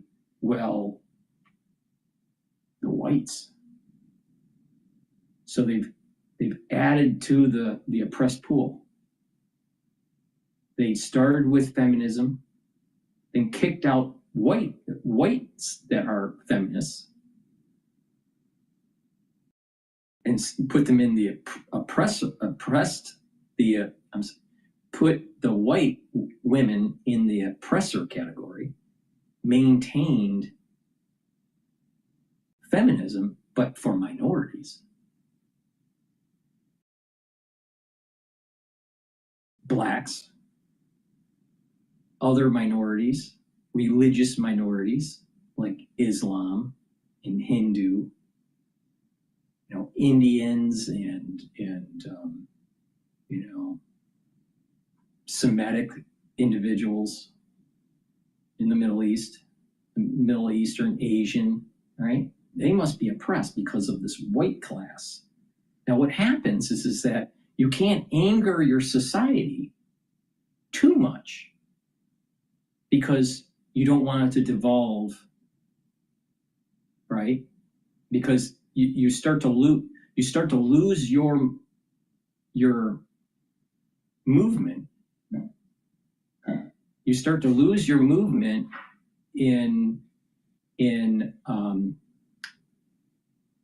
the society when you're blaming so many people about your ills.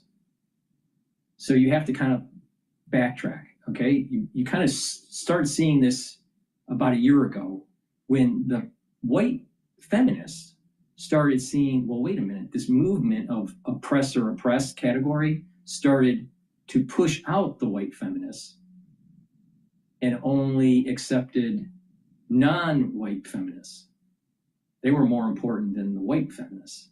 It was the minority feminists. So there was kind of like this inner conflict that was happening with the movement. Well, if you continue that on, it will devolve. Another inner conflict was, well, what about equal rights for women, but then you throw in the transgender movement and the gender dysphoria. That also splits. It's also pushing the white female away from the movement. And it's about minorities. All right.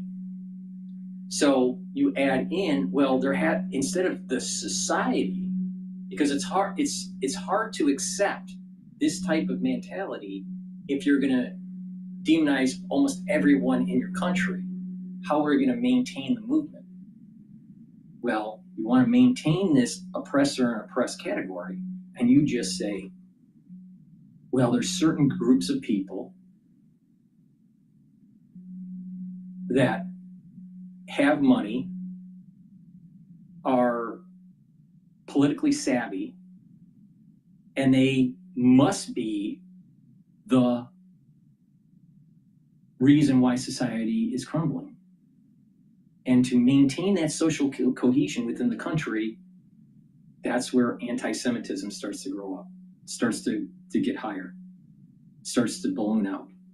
Because there's a need to keep the cohesion of the minority group because of all the infighting. If you really pay attention to the socialists and these ultra-liberals, and you pay attention to the social dynamics within their subculture and the different subcultures, it's fluxing and cracking because it's like a fib sequence.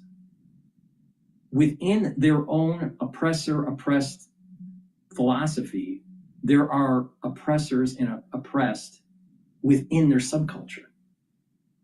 Just like in the larger society, they say whites are the oppressor and the non-whites are the oppressed. That's the big fib sequence. But the small fib sequence is that in the minority group, there are subcultures. And blacks will say, Well, they are more of an oppressed category than, let's say, Asians. So even if Asians aligned with this oppressor mentality, they will feel stress within the subculture because the blacks in this example, feel more oppressed than Asians because Asians have a tendency to do better. Let's say in test scores or in academics or in mathematics. So the blacks view inside their subculture oppressed and oppressed, the oppressor and the oppressed. And if you don't have some sort of glue on to keep those subcultures together, it'll disintegrate. Well, to keep that, what the glue on is anti-Semitism. There's this to prevent the society from eating itself because of this oppressor and oppressed. Blame a group of people that religiously that have been in a diaspora for over 2,000 years and really haven't amalgamated into a particular country's foundation, and they're wandering. The Jews are wandering in a very interesting way to describe this is that the Jews are still wandering in the desert, even if they have, quote, the homeland of the land of Israel. The Jews' mentality is still wandering. There is no real homeland there. It's really a Zionist construct. But the thing is that there is a promised land in the future. Now, does that mean that the current Israel is that promised land? Probably not. But the thing is betting against the covenant, I think, is a bad idea. You know, there is no group of people that have been able to survive through the diaspora for over 2,000 years and still maintain their culture. The Jewish culture has been maintained for over 2,000 years. There's no society at all that has been able to do that. The Greeks couldn't do it. The Romans couldn't do it. The United States is not old enough. It's only 250 years. The Chinese didn't do it. The Chinese, as a country, have broken up and fluxed and has had a change in their culture multiple times for the last 5,000 years. They say that China is 5,000 years old. No, it's not. That's like saying Egypt is 7,000 years. Well, there are artifacts that are that old, or maybe older, but the culture isn't 7,000 years old. It's fractured and dissolved and then reconstituted into something else. Same thing happened in Japan, same thing happened in Korea, same thing happened in China. There's no group of people that has had a continuous line of culture, of their culture. Nobody. So betting against that doesn't make much sense. There's probably something that's divine that's keeping it alive. Now, why that is, we're not smart enough to know. We're all not smart enough to know. But the thing is that if you look at this and pay attention to what I'm saying about this construct, this social construct, you have the oppressed and the oppressor pushing for equality, DEI, diversity and equity and inclusion. They're pushing these ultra-liberal perspectives because of the oppressed and the oppressor, and wanting reparations of some sort, more social benefits of some sort, to take away the property rights of others. And they have their own infighting because one subculture thinks that they're more oppressed than the other subculture. And they got to go, well, wait a minute. Demonize a group of people that have been wandering for the last 2,000 years. And I think that this is closer to the truth, closer to veritas, of the human psychology.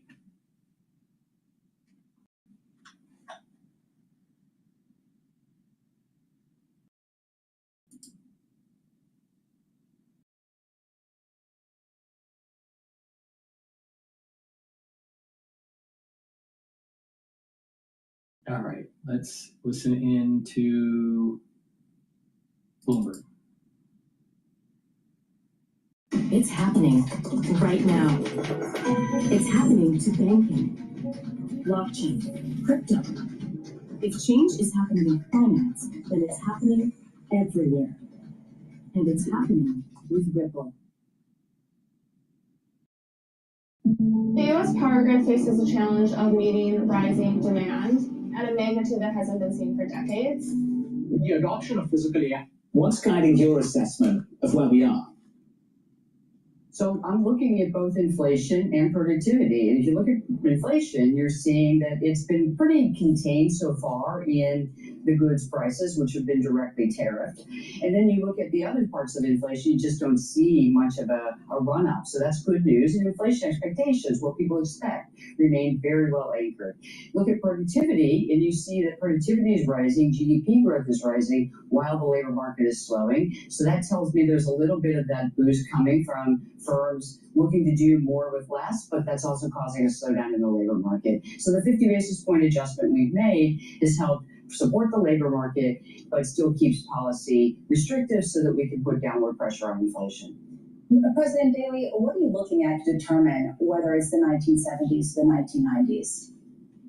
Well, I'm going to really look at things that improve productivity, to think about the 90s, and it's more than just the stock market valuations for AI companies. It really is about the companies out there who might be using AI, and then asking them, going directly to them and asking them, what's it doing for your bottom line, and how are you using it? And what we're hearing are pretty encouraging but very early signs. They see how it can help their bottom line, how it can improve their productivity, even how they can be supportive of their workers, give them more interesting work, take the less interesting work away. But they all tell us it's early days, so more to come on that. And then on the inflation part, are we in the 1970s, really asking employers and firms, what are you doing with prices? Are you thinking about raising your prices? How are you going to think about losing volumes if you do so in a slowing economy, especially for consumers, from the 50th percentile down? And putting those two things together, I think we'll get a lot of clarity about which direction we're heading. And with policy, been slightly adjusted, we are in a good place to continue to evaluate the information before we make any decisions. We can't know ex ante before the data come out and before we get that information, really what we're facing. We just have to have an open mind about which one it could be, and maybe other periods of history I didn't even mention. President Daley, how different would the neutral rate be if it were, say, more like the 1970s or more like the 1990s? Just how different would Fed policy be in response to one or the other paradigm? Well, there's many nuanced ways it could affect the neutral rate, but I can back up from that and just ask what were the policy remedies. If you think we're about to have an inflation run-up, then we obviously would have to hold policy tighter for longer because we wouldn't want that to occur. Honestly, Americans have endured already too much inflation, and we really need to get that back down to 2% to restore price stability as we've committed to. On the other side, if it's productivity, you would start seeing the economy able to run a little bit longer. Maybe if you go back to the debates of the 90s, we saw the labor market slow. Workers were insecure, but the labor market had unemployment that was fairly low. And many at the time were worried that could spur inflation. But Chairman Greenspan held on with his colleagues. They didn't raise rates. And what you saw was, the 90s, which was a booming time. And we ended around target inflation, and we have a productivity boom. So you're trying to balance those two things together, and it means not looking just at headline information, but getting below that information, talking to firms, talking to consumers, talking to workers, really on the ground work like we do at the reserve banks and other places. The Fed is built to do this on the ground work as well as look at the published data. President Daley, reading the blog post this morning, it seems like you're leaning more toward the 1990s side of things than the 1970s. Is that right?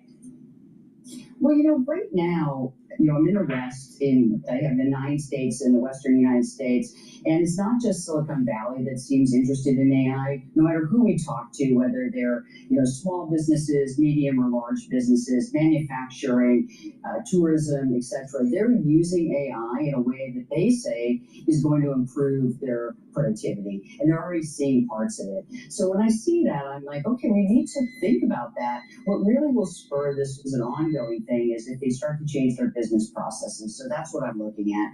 Now, that means, but I guess a different way to say it is we cannot take our eyes off inflation. Again, Americans have endured high inflation too long. That's our mandate. So while I'm looking for productivity gains and seeing if they're going to continue, I'm also keeping my eye completely focused on inflation to make sure that it doesn't pick up in a way that would suggest we need to do more or we need to hold longer. President Tony, how would you respond to the criticism that the Federal Reserve as an institution has taken its eye off inflation, that inflation is closer to 3 than it is to 2, and the Fed's been cutting interest rates? I don't think that if you unpack the inflation data, you really see signs of that. It's true that headline inflation is printing at that level, but you have to take apart that inflation and ask how much of it is the effective tariffs passing through to goods prices that we expect to be a one-time price level adjustment and not a consistent run-up in inflation. And if you unpack the data, what you see is you don't see inflation running up in services or housing, and importantly, you don't see it spreading into inflation expectations that would be the thing that would continue to run up inflation going forward. We also see a labor market that's softening and wage growth that is moderating, so you're really not going to see a lot of pressure coming on the cost side of labor. So I put those things together, and we don't want to make the mistake of holding on too long for rates, only to find out we injure the economy. But President Tony, can we just pick up on the cost of labour? I think this is really important right now. Clearly, and it's hard to dispute this, it's in the data, we've had a massive step down in payrolls growth. What's behind that is a little bit more confusing. Is it demand? Is it cyclical? Is it structural? Is it something else like immigration? What's your town right now? What can you point to that helps tell you it's one thing over the other? Yes, you look at price. Seems like the gladiators give them a positive social sentiment. Innovation changes everything. One ETF, 100 innovators rethinking the world. Before investing carefully, read and consider fund investment objectives, risks, charges, expenses, and more. Prospectus at investment.com.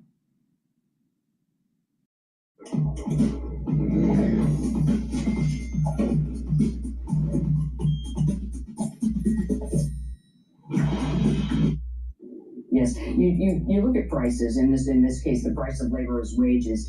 If it was simply about supply and firms were still scrambling to find workers to fill what was jobs that were supported by the previous immigrants, you would find wages going up as they bid for workers to try to fill those jobs. But that's actually not what you see. You see wage growth slowing, even in sectors where immigration played a larger role. And so that to me says it's a demand shock, a negative demand shock, along with just a coincidental negative supply shock. So you lost workers, but you lost jobs at the same time, or you had job growth slowing. And what we're seeing now is does that continue to net out, right? What if the supply of workers doesn't keep going down, but the demand for workers does? Well, then we'd end up with a rise in unemployment. So have to keep squarely focused on those types of things. We're definitely in a low hiring period, and interrogating that labor market, continuing to watch the information, see what firms do next. That's going to be the important part. I think something that a lot of people have said really is the K-shape, the idea that particularly on the lower end, you have not seen wages keep pace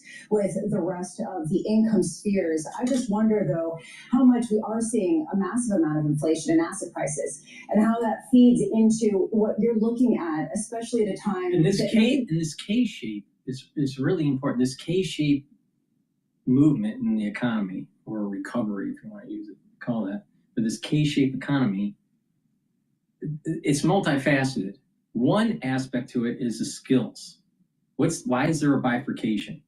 K-shape basically meaning part of the society is moving upward, the other part of the society is moving downward.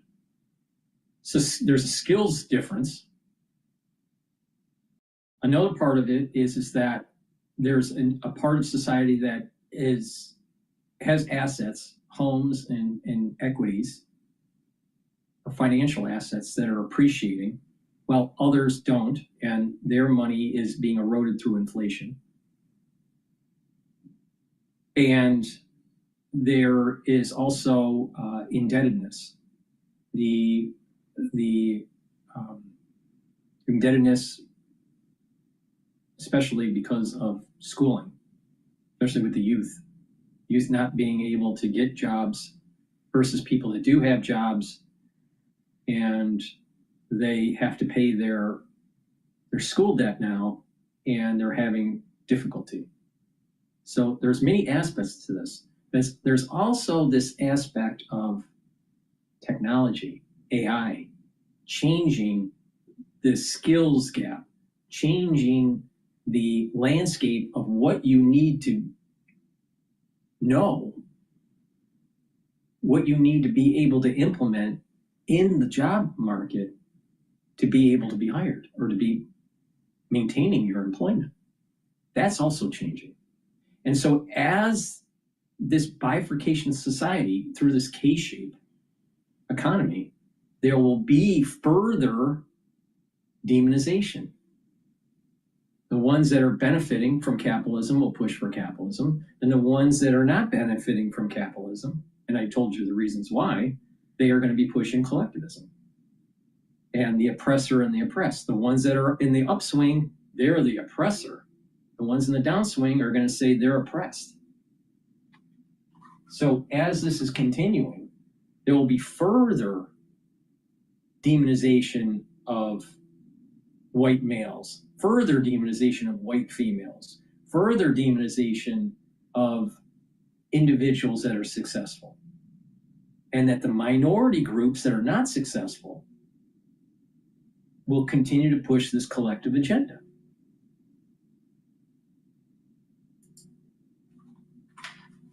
Like the 1990s, and we know what happened after the 1990s. How much do you weigh that? How much do you have to pay attention? Well, one of the things that you do, so financial market conditions are one input into our decision making, that one of many inputs. We have two goals: price stability, full employment. We're trying to think about what inputs affect those two variables, those two goals. But what I look at is, if you look under the valuations, people are really talking about one of two things. This is going to be a transformative technology. AI is going to change the world. It'll be like electricity or the steam engine. And then the people who are a little more skeptical are saying it's going to be a business as usual technology. Think of computers and the internet. The thing that's true about both of those is they're both productive. You get productivity from both of those. They both help with growth. They both help the pie and the US expand. And so we're not talking about a bunch of ideas with no backing. We're talking about, equity investors, not highly leveraged, going in and making bets really on whether it's going to be transformative or business as usual. But everybody agrees on one thing: it will change productivity. At the same time, President Daley, some people would suggest that, yes, you will see stocks continue to go up in the face of another rate cut. But at the same time, the transmission mechanism of the additional cuts are slower to take place. It's less efficient in terms of the pass-through, just based on how much lending there is, whether it's in the private lending sphere or beyond. How do you measure these things at a confusing moment? Well, I guess this argument that we've somehow lost our power and monetary policy doesn't transmit, I simply don't see it in the information. If you go out and you look at what happened when inflation was running really, really high, we raised rates pretty aggressively, and mortgage interest rates rose rapidly, car loan rates rose rapidly, and the economy slowed, inflation came down. Right now, what I'm seeing is we adjust rates, mortgage interest rates come down, not one for one, that's not how it works. Usually it's less than 1 for 1, but they come down. You see a little more activity in the housing market, you see a little more activity in the borrowing market more generally, and you see that dynamic work. So I guess the most important thing is just to remember that monetary policy acts with a lag, and right now we're making decisions not just for what's going to happen next week, but what's going to happen in the next 6 months to a year. So that's how we have to think about it with our forecasts, and then how we adjust policy as those forecasts evolve. How frustrating has it been not to get government data? I really want the information, the fullest amount of information we can possibly get. But one of the things that I think maybe underestimated in public about what the Fed does is we're regularly relying on government provided data. That's the gold standard of data in the world. We're also relying on private sector surveys, which have been collected for many, many years, and we can correlate them with the government collected data over time and know exactly how they relate to one another. And then, of course, there's really no replacement, especially at inflection points in the economy, for talking to businesses, workers, communities, and consumers, asking people what they're really doing. And then I like to do this. Go to the parking lots of your favorite retail stores and look at how many cars are in the parking lot and what people are buying. That tells you a lot. Airports are full. People are out there. You can go to a sporting event or a concert, see how many people are there. What you see is an economy that is slower than it was.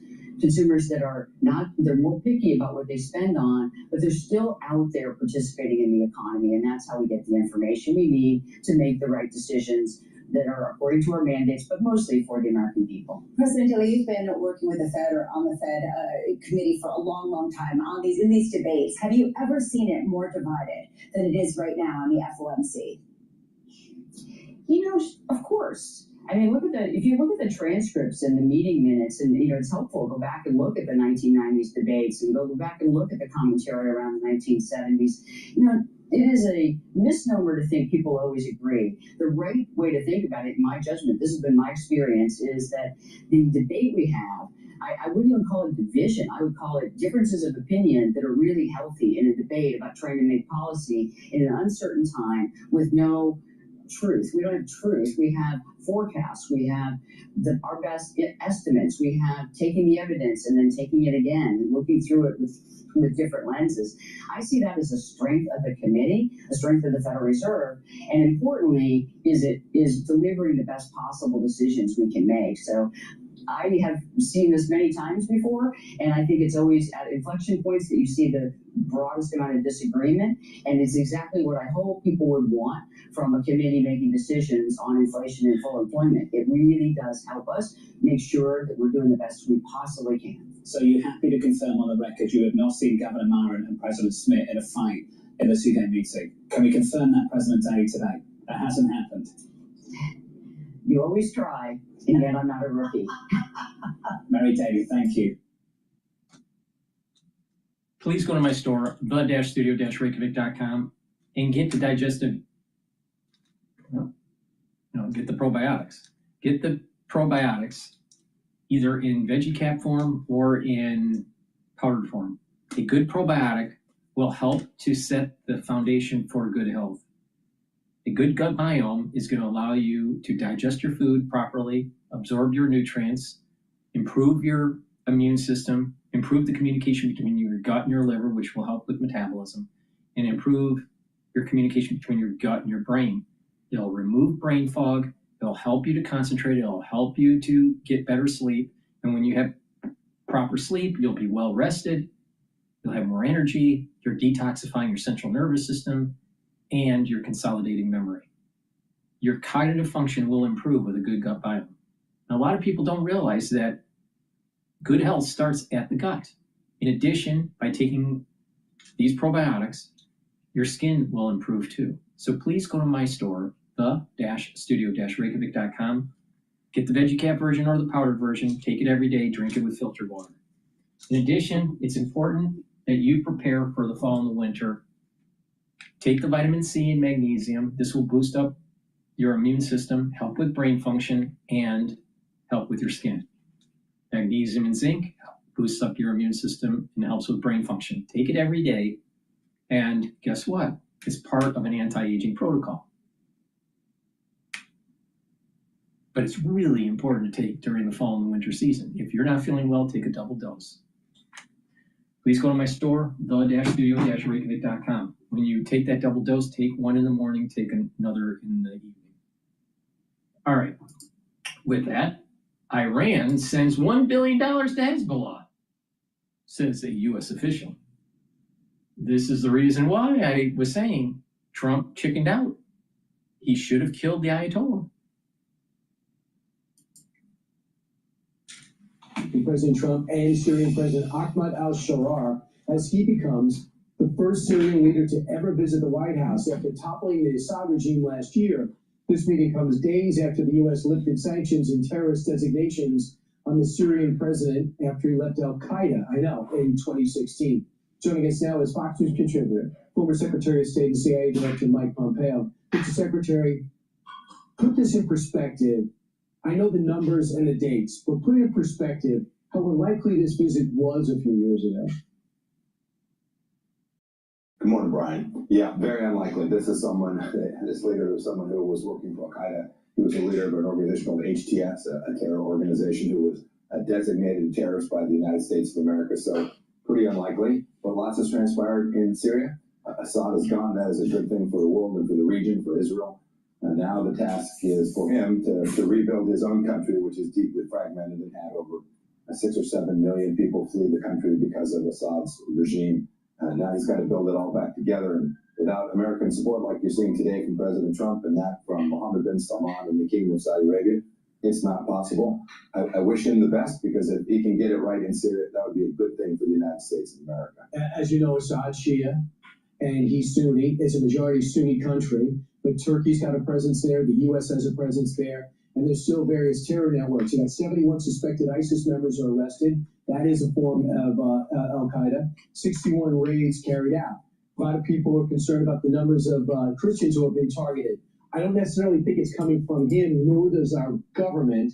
But the one thing I'd like to see happen, Mr. Secretary, is him to say, look, Mr. President, President Trump took a great risk, recognizing him shaking his head as a favorite MBS.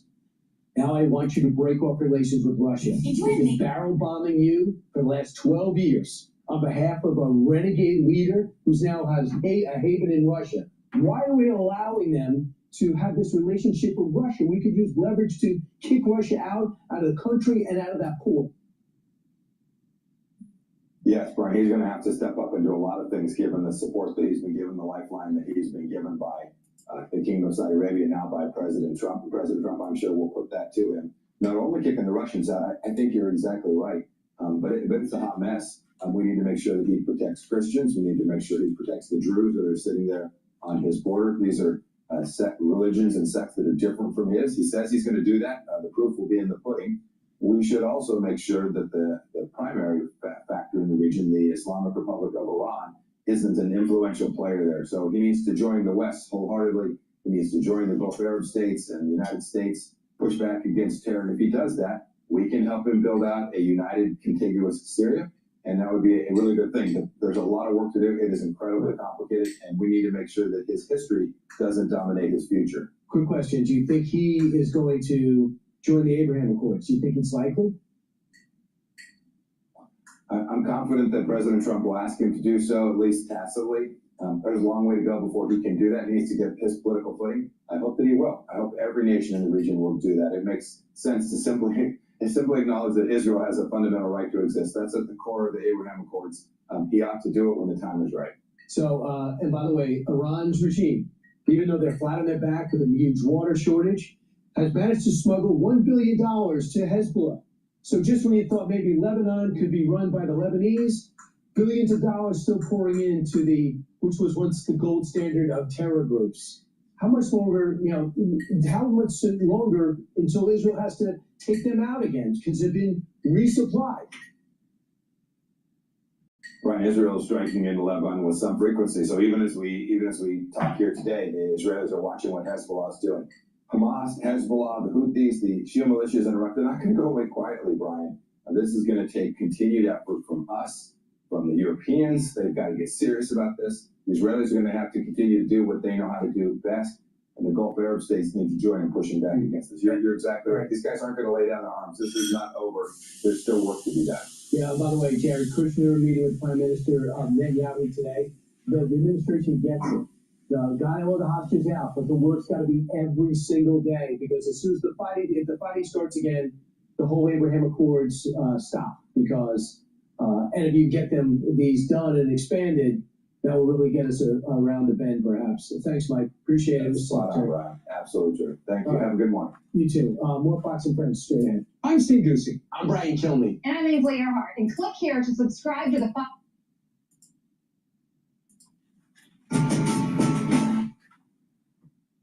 The Hill did a segment about $2,000 tariff checks for every American.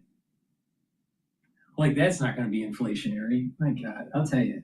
Too much. There's too many handouts from the government. It needs to stop. Please go to my store, the-studio-reykjavik.com, and get the complete multivitamin. This will help with your cellular metabolism, allow for your enzymes to perform properly. The multivitamin acts as cofactors, attaches to the enzyme, allows for the enzyme to have the proper conformation to allow for your cells to process what it needs to process with that enzyme. This is part of the foundation of my anti-aging protocol. This stacks really well with the probiotic. And this multivitamin is easy to digest. Take it every day. Make sure you drink it with filtered water. And go to my store, the-studio-reykjavik.com, and get the dual-purpose deodorants. Use these deodorants as a daily deodorant, but it also will help to detoxify your body. When you detoxify your body regularly, you're helping your immune system and your endocrine system. Super important for slowing down the aging process. Now, you can get it in citrus, in peppermint, lavender, and tea tree. It's made from essential oils from the Himalayas, very, very high quality ingredients. And again, this is for males and females. It's dual purpose. Use it as a daily deodorant, but it'll also help to detoxify your body. And since we're talking about detoxifying your body, get the zeolite. The zeolite will bind to heavy metals, toxins, and chemicals. You take 3 small drops underneath your tongue, drink the filtered water, and it will bind to those toxins and chemicals and allow you to urinate them out within 6 to 8 hours. Do this every day, and by doing this, you're improving your different organ systems. When you detoxify your body, you're helping your immune system, your endocrine system, your vascular system, your liver, your spleen, your kidneys, even your brain. Please go to my store, the-studio-reykjavik.com.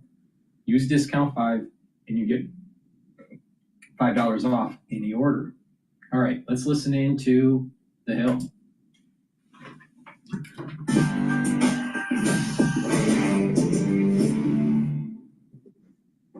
Good morning and welcome to Rising. Oh, what a show we have for you today. It's good to be back with you. Niall is here and is here all week and maybe next week. Yes, Monday of next week, I think, but concentrating on this Monday, taking it one day at a time. One Monday at a time. Well, good to see you. It is Arctic in here for some reason in the studio, so if we're chattering, it's because we're not properly heated. Arctic and you're chilly outside. It's actually warmer outside than it is up here. We'll persevere. We shall do our best. So coming up on Rising, House Democrats say that convicted sex trafficker Ghislaine Maxwell is planning on asking President Trump to commute her federal prison sentence. And they're also sounding the alarm over the allegedly lenient and preferential treatment she's getting in prison. Plus, Joe Rogan and actor Billy Bob Thornton, favorite actor of mine, took some shots at other actors who use award ceremonies to promote political causes. And 8 Senate Democrats have voted in favor to end the longest government shutdown ever. But first of all, Robbie, let's get started. What is on your radar?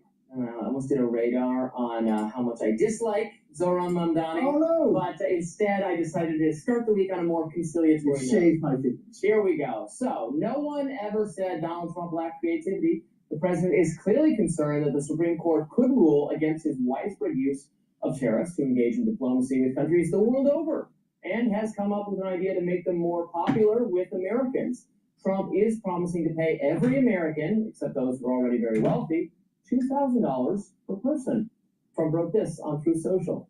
People that are against tariffs are fools. We are now the richest, most respected country in the world with almost no inflation and a record stock market price. 401ks are highest ever. We're almost no inflation. First of all, I voted for Trump 3 times. All right. But the thing is that Trump says things are sometimes that aren't true or partially true. No inflation. We do have inflation, and it's above the 2% target. It's closer to 3.1%. And expected inflation is way above that. In a record stock market, price. Well, we're not at a record stock market price. We're trading at 6,781. And the VIX is trading at 18, so he's not right about that. 401ks are the highest ever. 401ks are not the highest ever because we're not at the record for the S&P 500. So this guy, you know, it's hyperbole. Is the stock market doing well? Yeah, it's year over year it's doing well. 401ks year over year are doing well, but they're not at their highest level because we're trading below the high point of the S&P 500, which is pretty close to 6,900. And inflation is above 2%. So I don't even know what he's talking about with there's no inflation. No inflation would mean zero. But you don't want zero. You want a little bit of inflation. Now the question is, you know, you want 1 or 2% inflation. You really want just 1% inflation. But the target by the Federal Reserve is 2%. We're way above the target. So this statement that he's making is just wrong. And I voted for Trump. It's wrong in so many levels. And paying down our enormous debt, $37 trillion record investment in the USA. Plants and factories going up all over the place. A dividend of at least $2,000 a person, not including high-income people, will be paid to everyone. Well, this idea comes at a moment where Trump's tariffs could be in jeopardy, constitutionally speaking. The Supreme Court is currently hearing arguments regarding a case that will decide whether the president has the power to unilaterally impose tariffs without action from Congress, now under his broad emergency powers. Last week, the Scottish justices seemed skeptical that the president possessed this power. A key moment came when Associate Justice Neil Gorsuch asked whether the president could use these same emergency powers to impose tariffs in other contexts. Take a listen. Could the president impose a 50% tariff on gas-powered cars and auto parts to deal with the unusual and extraordinary threat from abroad of climate change? It's very likely that can be done. Very likely. I think that has to be the logic of your view. Yeah, in other words, obviously this administration would say that's a hoax, it's not a crisis, but... I'm sure you would. Yes, but that would be a question for Congress under our interpretation, not for the courts. That was the sound of every properly conservative American dying a little on the inside.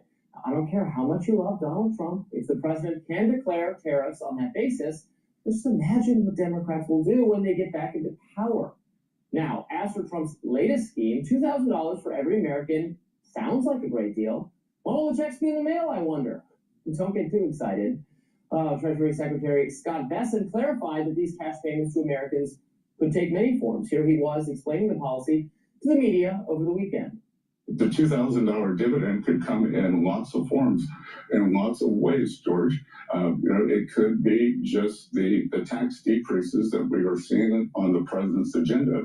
No tax on tips, no tax on overtime, no tax on Social Security, deductibility of auto loans. So, those are substantial deductions that, are being financed in the tax bill.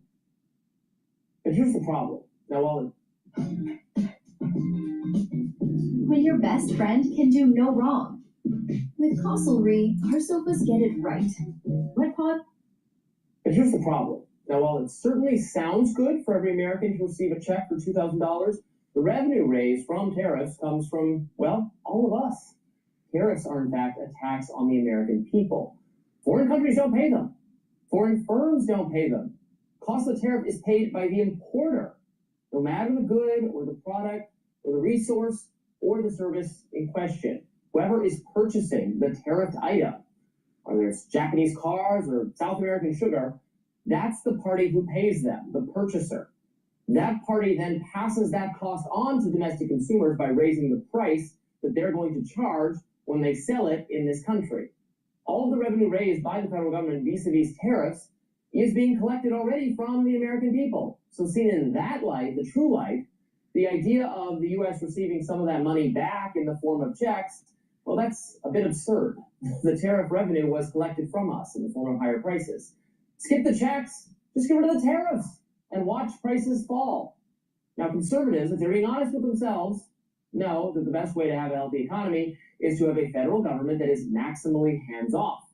It's not a conservative agenda, but a socialist agenda, a Zoran Mamdani agenda, perhaps, that wants central government control over the economy in the form of vast regulation, price fixing, and taxation. Tariffs are taxes. Conservatives know this. The Supreme Court knows it too. So with respect to those $2,000 checks, thank you, Mr. President, but no thank you. Just cut taxes, cut tariffs, watch the magic of the market economy go to work. Well, I'm going to skip over your gratuitous jab, Mr. Mamdani, and move on to the substance of your argument. As you know, you and I have broadly similar views on the tariff question. I think that there are some isolated examples where they could be justified. I don't think they're ever justified, but the general thrust of your argument, which is that they're a tax on everybody, I do agree with that. I was also scribbling notes as you were going through your radar there. Just some of the things that struck me were, for example, Trump tweeting about 401ks being their highest ever. Of course, 401k is pretty much linked to the stock market. That's not at its highest ever because of tariffs. In fact, tariffs in terms of the Liberation Day tariffs sunk the stock market by quite a significant amount, and then they rallied, the markets rallied back as Trump gradually pulled back from the tariffs. The Supreme Court case, I think we discussed briefly last week, but it does seem to me of a piece of Trump's tendency to just declare emergencies in various ways as a way to get around whatever the existing laws or practices or guardrails are, and then Scott Bessent making that argument, well, it can come in many forms. I just laugh. Good feelings. Good feelings. Good vibes. Yeah. $3,000 of good vibes for everyone. I'm very concerned that the Republican Party, the Trump administration, Trump himself, frankly, is not at this moment paying close enough attention to affordability and the general economic situation being such a chief concern of voters.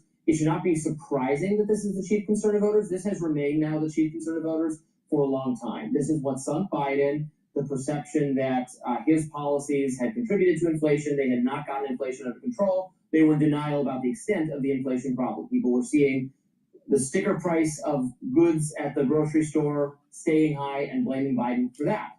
Trump comes into power and does not, and I'm not like unfairly critical of the guy. I don't try to slam him left and right. I've had some positive things to say about the foreign policy agenda of the administration. The domestic policy agenda is just, is gone awry because these prices remain high and people are still feeling that pain. And that's not actually surprising, again, given the tariffs and some other policies. This is a case where I love to disdain economic experts or experts in any field as much as anyone else, but the economic experts all said, if you do this kind of thing, it will hurt the market, it will hurt affordability, and they did it anyway, and this is what has happened. This is persisted to hurt. Yeah, and the Trump people take refuge in the idea that some of the predictions for inflation were higher than they've turned out to be. But it's still the case that inflation at 3% on an annualized basis is pretty much exactly where it was when Trump came into power.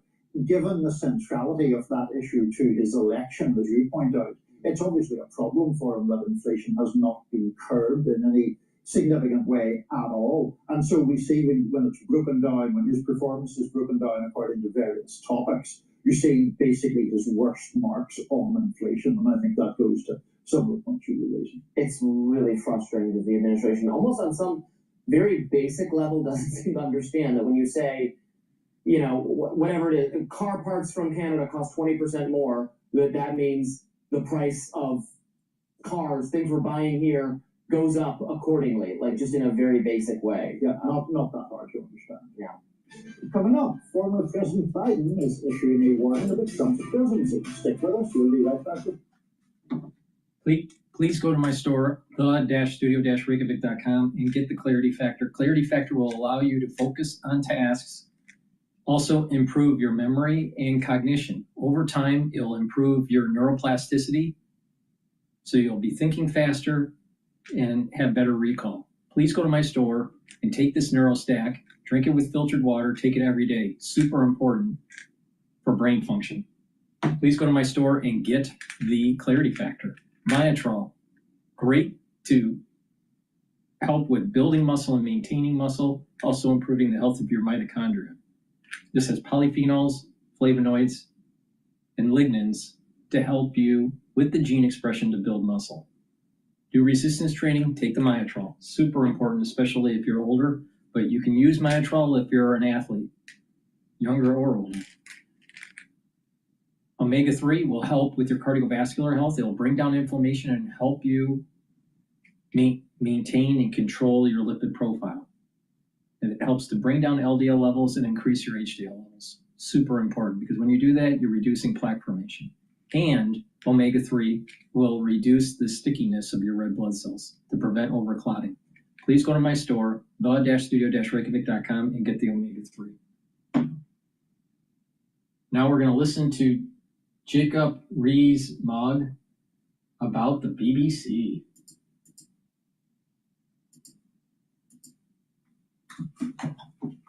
Too late to save him, in vain they tried. These words actually, in relation to the death of Gordon of Khartoum, have been going around my mind in relation to the BBC. Is it too late to save a once great British institution? What has happened is pretty serious and has led to the resignation of the Director General and the head of news, because the BBC essentially created fake news. It misled its audience, it said things that were not true, it left a false impression. And this is really important because the BBC has been accused of bias for many years, of having an essentially metropolitan view of the world, not a party political bias, but a view of the world that it thought was authoritative and it felt it could lecture people about. And it always denied this and said it was impartial and that there was no BBC culture, no monolithic view of the world that it expressed. And these scandals have shown that there is, that it doesn't like Donald Trump and is willing to lie about him, is willing to create an impression that was utterly false because it fed into its overall view of the world, and it was willing to make things up. With the Verizon Visa card, you get up to $200 cash back as a new cardholder, and 4% in rewards when you shop at the grocery store, get gas, and dine out. Plus, your reward. And it was willing to make things up about what had been done by Israeli soldiers in Gaza because of its essentially anti-Israel stance. And what it said about Israel is deeply shocking. It accused Israeli soldiers of creating a mass grave, of murdering people and then burying them, when it had already reported that the self-same grave had been dug by Hamas some time before. It knew its story was false, and yet it broadcast it because it has been unsympathetic to Israel and sympathetic to Hamas throughout the problems that have gone on, the terrible, terrible problems that have gone on, and the brutalities since the 7th of October 2023. So the BBC has been caught out. It's been, as I say, found with its hand in the cookie jar, or as if it were a thief with the safe open and it's removing the silver that belongs to the owner of the house. And the owner of the house is, of course, us, the British people who pay for it, who fund it. And this is why I wonder whether it's too late that the funding model of the BBC has failed, but the BBC likes it because it's a comfort blanket. It's a secure source of revenue, goes up with inflation every year. They don't need to do any work to get it, and pretend they've got detective bands going round. But it's been bad for the BBC. The BBC, 30 years ago, was a great and global broadcasting media company. It had a large revenue, it had a global position, had a global reputation. With the World Service, it had been highly respected behind the Iron Curtain.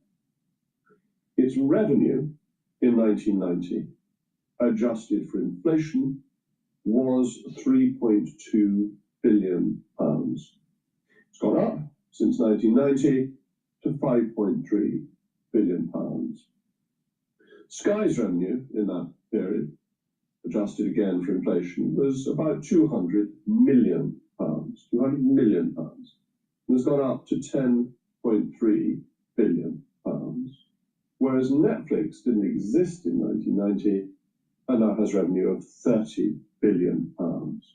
So Sky has gone up 50-fold in real terms, And the BBC hasn't even doubled in that period, while Netflix has gone from 0 to £30 billion. What does this tell you? It tells you that the license fee is not the answer to Auntie's prayers. It has held the BBC back. Because in that period, an enormous amount of innovation was going on, which the BBC simply couldn't be part of, because it was limited to getting money from its license fee and some overseas sales of programmes. But the license fee has been at the heart of it. And in that period, the BBC has gone down the rankings as a major media company, because other people have managed to earn more and overtake it. So, in 1990, the BBC was still very much the dominant force in sport. But Sky took that away from it. It took the cricket, it took the football, it took the sport that people wanted to watch away, leaving the BBC essentially with sporting events that the owners of the event wanted to be with the BBC for historic reasons. Sky began to dominate that and the revenues flowed from it. The next stage was that Netflix burst onto the scene, and Netflix has been dominating drama and new productions. And it has budgets that the BBC can only dream of because its revenues are so much larger. Now, admittedly, it's American, its primary market is American. Those revenues are enormous. And the BBC isn't in the game, and it isn't in the game because it's dependent on its license fee, limits its revenue. So what should it do? To show that it isn't too late, to prove what I said at the beginning was wrong, that there is a chance for the BBC to make itself work again. But it's got to get its economics right. And therefore it should go to the government, because the charter is under review, and say we would like to get rid of the license fee. Not overnight, it can't go to zero income overnight, but say over 10 years. Have it reduced in simple interest terms by 10% a year. They get it past the government, try and get an inflation adjustment so that it goes down by 10% a year in real terms, not just in nominal terms. That would help it a bit. And then get the permission immediately. Extreme weather in the area. Better stay inside. Don't let what's happening outside affect how you feel inside. Get the permission immediately to earn revenue in all sorts of other ways. From tomorrow, it should take advertising on its website. There is no reason not to have adverts on the BBC website, which is a high-quality website that has lots of resources thrown at it, but is simply a cost base for the BBC. Then, should have adverts on its ordinary programming. ITV would squeal, ITV would hate it. But why should ITV have a quasi-monopolistic position in terms of advertising? That's no more reasonable than a license fee. ITV should have to compete for its supper just as much as the BBC. Advertising would bring in significant amounts of revenue because the BBC still has large audiences for many of its programmes. So it should do that, and then, of course, subscription. The iPlayer is a fantastic service. It's really good. You can find programmes that you wanted to watch from years gone by. You can watch a programme you've just missed the start of and rewind a few minutes. It's a very good, sophisticated technology that the BBC simply isn't using enough, isn't maximising, it's not sweating the asset. So the BBC should do that. Those are three important revenue sources that it could get. Advertising on the internet, advertising on its mainline programmes, and subscription revenue for the iPlayer. But it could change advertising, it could ask Ofcom to change the rules so there could be product placement. The whole network of broadcasting in this country should simply become more commercial. It was different when there were only 2, 3, and 4 broadcasters. You needed constraints and regulations and to try and save people from the bother of product placement and all of that. But none of this is necessary anymore. All these rules should go to allow the broadcasters to be competitive and have a chance to make money. Doing this little recording, if I wanted to put up a, I don't know, cup of coffee that I was drinking and tell you that you should only drink this particular brand of coffee, I'd be allowed to do so.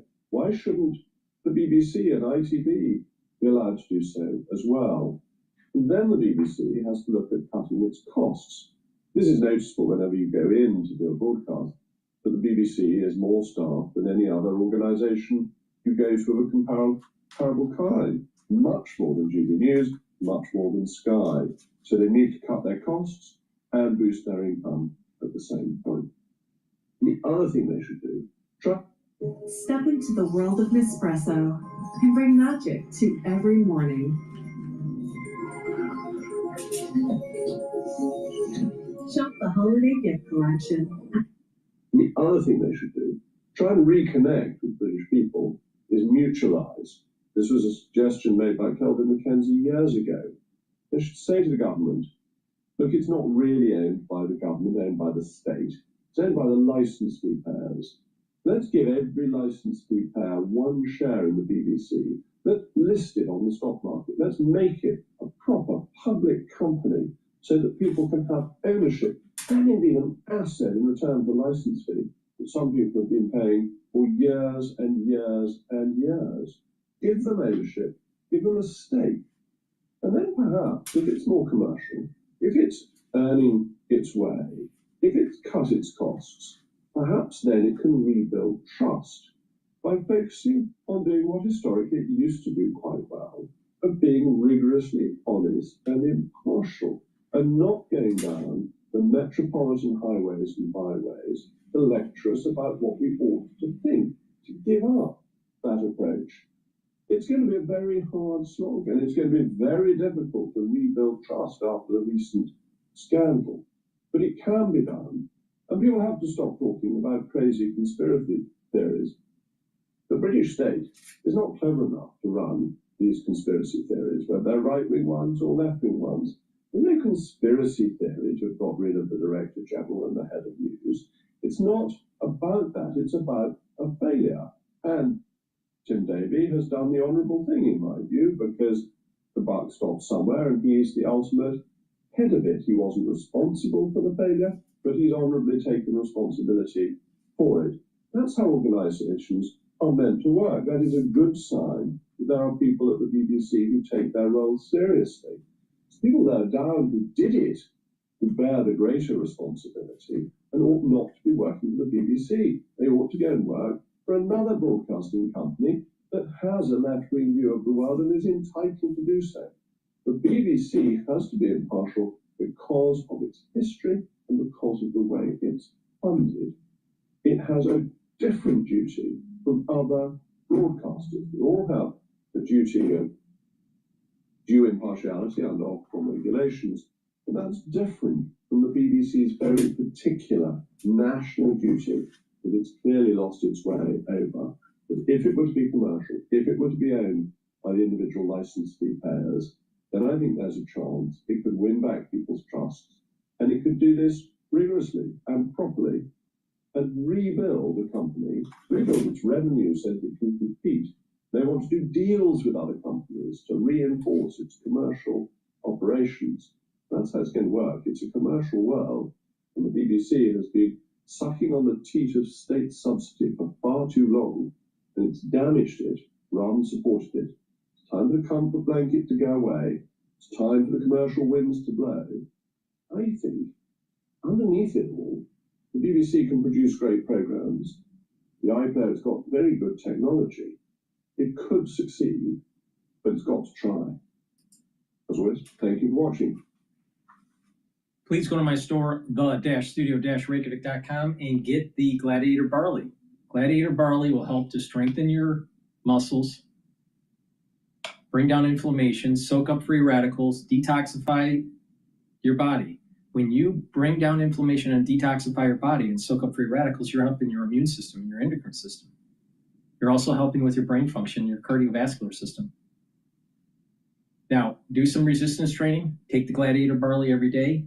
Detoxifying your body on a daily routine is super important. It's a very high quality barley with micronutrients. This is a month's supply. Mix it with soft foods, filtered water, milk, or even a smoothie, but take it every day. Super important. And make sure that you do some resistance training. please go to my store and get the Gladiator barley.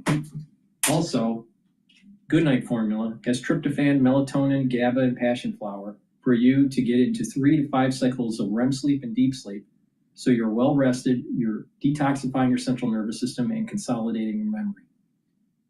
Chronic sleep deprivation can lead to early onset of dementia. You want to take this to get the sleep that you need to slow down the aging process. Super important. And vitamin B complex, if you're 40 years of age or older, this is extremely important to be taking every day. Vitamin B complex will help the health of your mitochondria, build the energy that you need, the ATP that you need, help with your cellular metabolism, and to protect your neurons. Please go to my store, make sure you get the vitamin B complex, the Goodnight Formula, and get the Gladiator barley. Slow down the aging process. Use discount 5 and you get $5 off any order.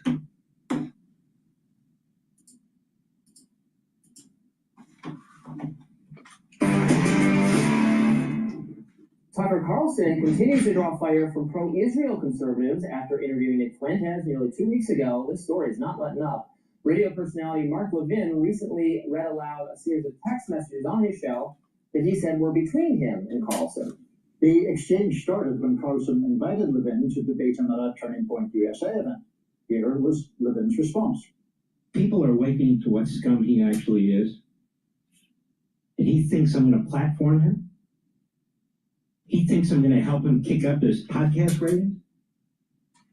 What would Charlie say? What would Rush say? What would any rational response? Here it is.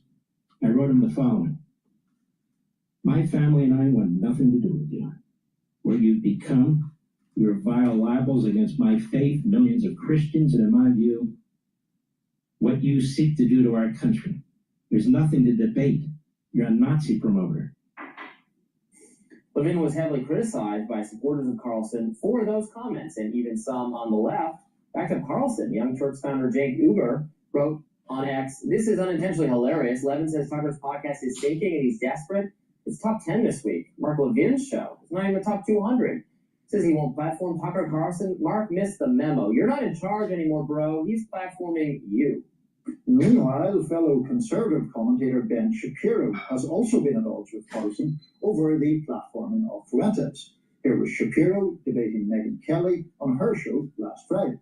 If I see somebody breach basic moral values by having on a Nazi, and in my own view, you can take your own view, in my own view, gloss the Nazi, then I'm going to speak out about that, and I'm going to point out that there is a long pattern of him ideologically laundering terrible ideas over the course of the last 2 years, ranging from traveling to Russia to sniff the bread and explain why the Russian regime is actually wonderful, to saying last week that the Venezuelan regime of Nicolas Maduro is actually not that bad because they're being attacked by, in his words, a globo homo. Tucker's made the point, I'm not going to here to be Tucker's defender, but he's made the point that Maduro is culturally conservative. Who gives a shit? The guy's a communist dictator. I thought Ben Shapiro did pretty well in that appearance with Megyn Kelly. Much better than the kind of line that Mark Levin is adopting. Again, he was using that "I'm not going to platform you" language. The problem, conservatives have associated that language with liberal cancel culture shutdown people. So to hear them now appropriating that and saying, well, we're going to not platform someone, that will persuade no one on their own side because they have already conditioned the right to be against that kind of thing. Don't say you're not platforming someone on the right you disagree with. Say you disagree with them and you're happy to hash that out. I think Ben Shapiro would be happy to argue about it. Maybe Mark Levin doesn't want to do it. He doesn't have to do it, but don't use that, well, I'm not going to platform him, blah, blah, blah. Just don't say it that way. Ben Shapiro is making more, I think, salient points about what he dislikes about how Tucker has gone about these interviews. I agree that the interview with Putin was too soft. It was nonetheless interesting and worthwhile, and I think harder to challenge someone like that because of the language barrier, frankly. Fuentes should have just been challenged harder. I would not say do not platform him. I don't use the language "do not platform X." Mm-hmm. But if you're going to do it, you should do it with some kind of pushback. And Tucker also had on somebody who denied that the Nigerians are killing anyone and that anyone's dying in Nigeria or something like that, which is also just ludicrous. So, Tucker's up against a lot of people on the right now, and I'm not sure who's going to win this fight. Yeah, I mean, it's curious. You're obviously much more familiar with the right or conservative ecosystem than I am. I'm watching it with some befuddlement because this row, this furor just seems to keep going on and on and on. Now, of course, I understand why bringing Nick Fuentes onto your very popular podcast is an issue, particularly if, as seems to be the consensus, Carlson didn't really challenge him in a serious enough way. I mean, I find Fuentes a loathsome character. You know, the language of platforming or not platforming, I mean, I just personally ignore him, and I don't pay really. And I know enough from what I have seen him say about himself that for me, I've no need or desire to know anything more about him. But I mean, he's obviously getting traction. One of the things that is not exactly a challenge for me in discussing it, but like someone like Mark Levin has views on the Gaza situation that I find, you know, completely reprehensible as well. Talking about, you know, so-called Palestinians, implying that the whole thing is confected, or a very, very vigorous support for an Israeli campaign that I think has been just disgraceful and indefensible. So, but no one ever suggests he should. Opioid addiction gets between you and what you love. Once monthly Sublocade may help you move forward in your recovery. Sublocade with counseling. No one ever suggests he should be deplatformed for those sort of views, right? Oh, right. Yes. So, you know. And that is a point I have raised too. Again, that makes no one unhappy, or that makes no one happy because the people on the more on the non-intervention, the anti-interventionist side, again, which I associate my own views are much more on that side. They'll say, well, you're saying we can't platform someone like Nick Fuentes, or we shouldn't platform someone like Nick Fuentes because he has racist and anti-Semitic and anti-women views, but you are defending what has been termed a genocide, and we're supposed to platform you? Right. Why is supporting a genocide okay? That's fine, but saying something racist is not. Now, I would just say you should neither be racist nor be for genocide. And then, but the people on the other side will say, well, that's more confusing, whereas you're just like language that black people are inferior and it's not even really a policy, it's just an incorrect belief we should not deal with. Whereas how to sort out the Middle East is at least complicated. Think about this. Both sides, the ultra-liberal and the ultra-right. Now, going back to William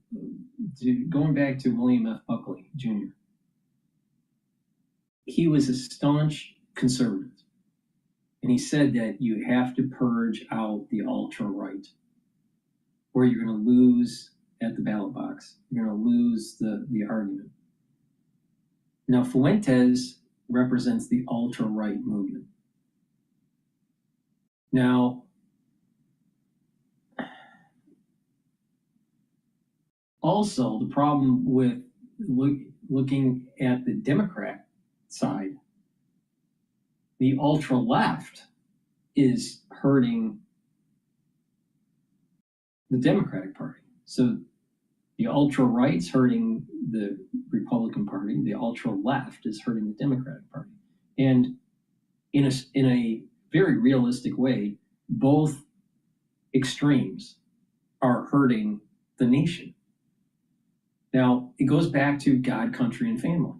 Is Nick Fuentes really God, country, and family? Well, he says that he's for family. Does he have a family? I don't know. He says he's for country. Would he really fight for the country? And, you know, what's the pedigree of that? The pedigree of service to country. Maybe he does have some pedigree. I'm not sure. And in terms of God, do you think that the way he is so belligerent about certain types of people is really the ethics of Christianity? Now, he's a Christian, but he doesn't act like one. Sure as hell doesn't act like one. So he doesn't seem to really have, you know, he says that he has some sort of religious affinity. He doesn't look like he acts like he has Christian morality. So, okay, so we have really an individual that wants attention.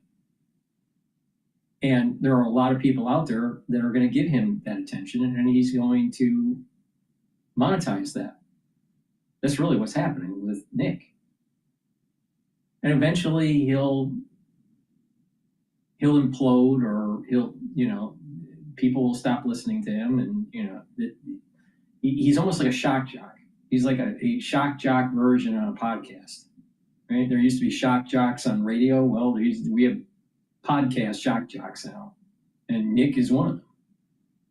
So the ultra-right, and there's different types of ultra-right, but he's a type of ultra-right that doesn't necessarily really fit nicely into God, country, and family ethics. And if we are to take Kierkegaard, the philosopher's main thesis about aesthetics, which is more the pleasure parts of life, ethics, and religion, those three pillars, he stated that to really ground yourself, you need to be having some sort of religious foundation.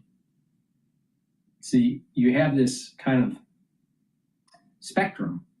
I don't think Kierkegaard stated it this way. I think he stated it more like pillars. But you have the hedonistic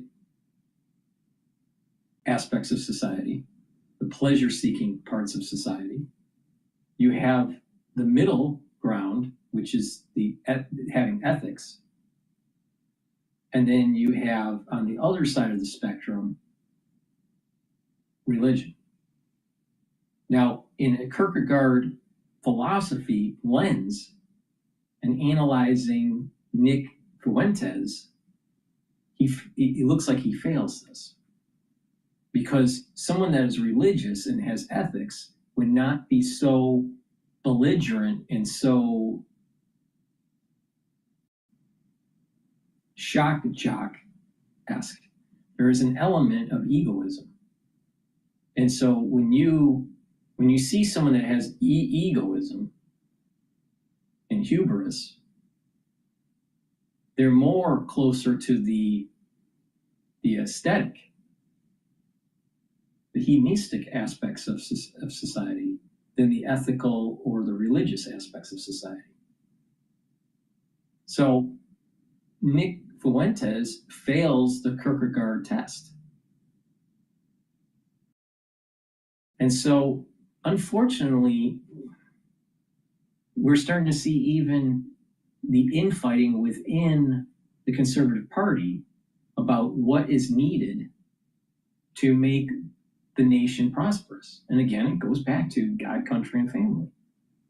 But when you have when you have that infighting, what happens? Remember what I was saying, the infighting with the ultra libs and their oppressor and oppressed mentality? Well, you have an infighting with the conservative movement. And what's the glue on to keep those subcultures together?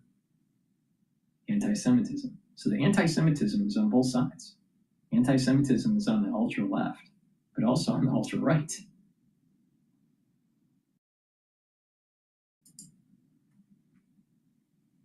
I am for having arguments over all these things. I don't think anyone should use the no platforming thing, but you should just challenge someone's views on Israel, challenge someone's views. And I think for the pro-Israel or pro-intervention faction, the Levin faction, the Ben Shapiro faction, I have advised them to just admit that the aid the U.S. gives to Israel is unpopular and should be, for Israel's own PR, should be gotten away with. We should, in my view, work to make the Israel issue less salient, and then there will be less agony on the right over how to handle this. Just stop fighting about it by having Israel be responsible for its own decisions, and the U.S. is not influencing them or directly responsible for them or giving the aid. I think that would be That's my like middle ground option here, which satisfies neither side, because then I get attacked, and I have been attacked all week for weighing in on this at all on social media, which I'm not complaining about. That's not like, woe is me, it's fine, attack me, go ahead, I don't care. But I don't like to hear consistently that everybody thinks I'm wrong, but everybody thinks I'm wrong, because the pro-interventionist people want to maintain, and then some, the alliance and the military aid, and the anti-interventionist side wants stronger condemnation, and then also wants you to agree with that we can't criticize Fuentes for any of these other things he said. I'm like, well, I know that does become crazy at that point. Just say, I mean, I think you've laid out the specifics of the whole debate very well there. But as a practical matter, as someone who's much more familiar with the right than I am, do you think there is any legitimate danger to?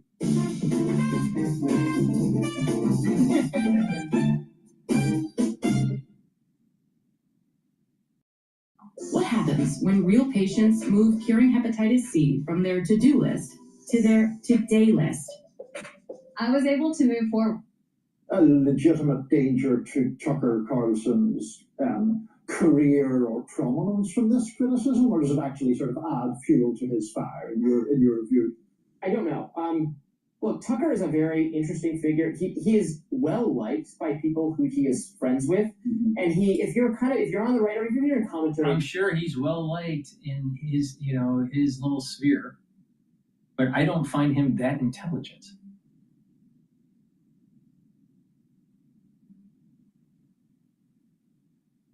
He's actually a bit of a pompous ass.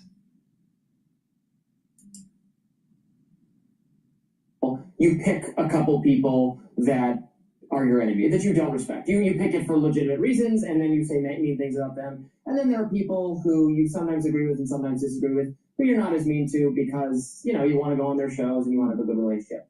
People probably notice that I don't say very nice things about Candace Owens because I think she's a moron and I don't respect her. And that's just the truth. I think she's been a grifter for 100 years, and she's held every position under the sun. And she says things that are obviously just wrong constantly about Brigitte Macron being a man. She has crazy theories about who really killed Charlie Kirk. Though we have someone in custody who's motivated for plausibly left culture reasons, she has to imagine Israel did it, or Erica Kirk did it, or whoever did it. No guest love on the Candace Owens show for you. I don't respect her at all, and she's awful. So, that's my perspective on her. But Tucker, who maybe agrees with her on some things, or a lot of things, I've always liked, and he gave me my first, people know this, he gave me my first real job in commentary for Daily Caller. He was a great boss, gave me great advice over the years. He put me on his show a bunch of times when he was on Fox News, and so I haven't shied away from saying when I disagree with him, but I like and respect him, and I disagree with some of the choices he's made, but he's been a good person to me. That's just the truth. And Megyn Kelly feels the same way about him. When she got ousted from Fox, she maintained very friendly ties with him. He was very loyal to her. He's someone who is loyal to people he gets along with, and in that way has maintained a lot of influence, even as he is no longer inside a media apparatus like Fox News. He is one of the people I think who has been most successful in a post-Fox News or even post any major cable network career. Like, he has retained his prominence and salience in a way that other people, haven't. So, well, he was on every major network. He's had a lot of media experience. He is savvy at this. Yeah, he knows what he's doing. He hires people who know what they're doing. His former producer Justin Wells knows what he's doing. He had a good team. He had a good team at Fox, which is why it was by far the most successful show on the platform. He's now up against virtually the entire conservative media, and even organizations like Heritage, which is having a little bit of a civil war over this issue, seems to be landing more strongly. Like Kevin Roberts, the president, is basically begged for his job and promised the more pro-intervention or the not Fuentes, not Tucker side, that they can have whatever they want if they back him. And so, but like with Trump in 2016, having all of establishment conservative against you didn't matter at all in Trump's case. I don't know if it will in Tucker's. Yeah, he may well survive it. Next up, the online magazine Teen Vogue will no longer exist as its own website. We'll discuss what the people are saying about that magazine's legacy. I personally think that the conservative movement in the United States needs to have a honest debate between the factions of Nick Fuentes and Levin and Shapiro. What will happen out of that debate would be that we will see some of the fallacies of Levin and Shapiro, because there's too much whitewashing of some of the atrocities and some of the tactics of the Israelis, the Israeli government. Not just after October 7th, but just overall. They have this mentality of a surveillance state, using technology to watch over its citizens and watch over its environment under the auspices of national security. But also what they did was stealing nuclear secrets for their nuclear program from the United States, potentially being involved with the JFK assassination. There's probably some validity to it. So I think that the Israeli government is not lily white. And having that discussion and having Shapiro, Ben Shapiro and Levin, Mark Levin, to realizing that and saying, wait a minute here. When Israel does things wrong, they need to be exposed and discussed so we can move forward in the world for a more peaceful and prosperous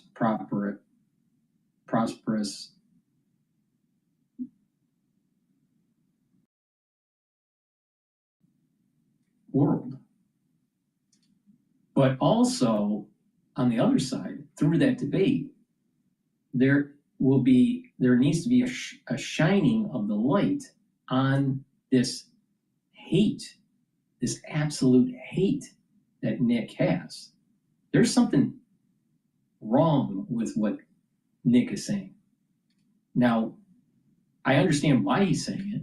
One, he's confused. Two, he likes to be a shock jock. He's earning money on being a shock jock.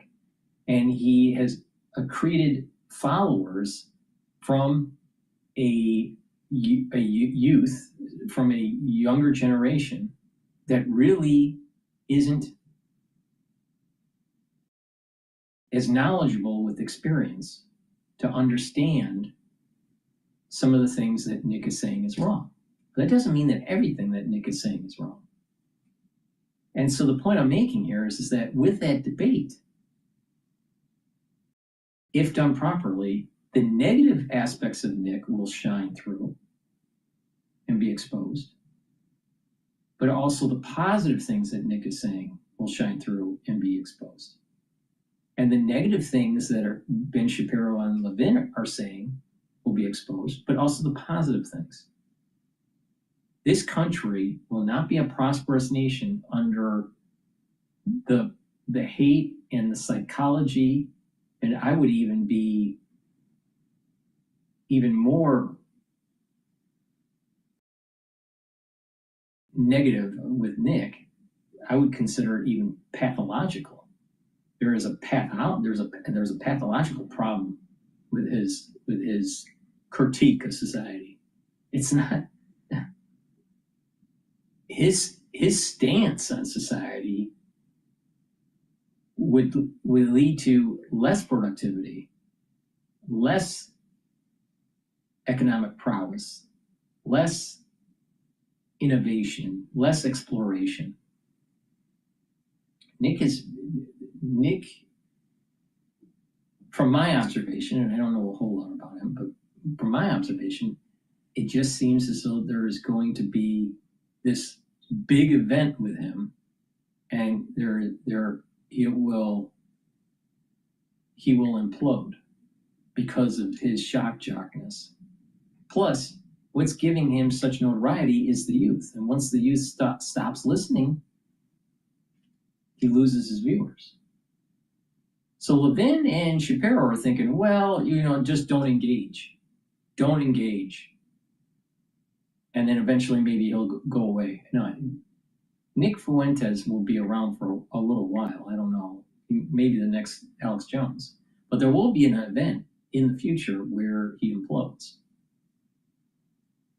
The thing is that his ideas need to be challenged, and people should not be fearful of engaging in those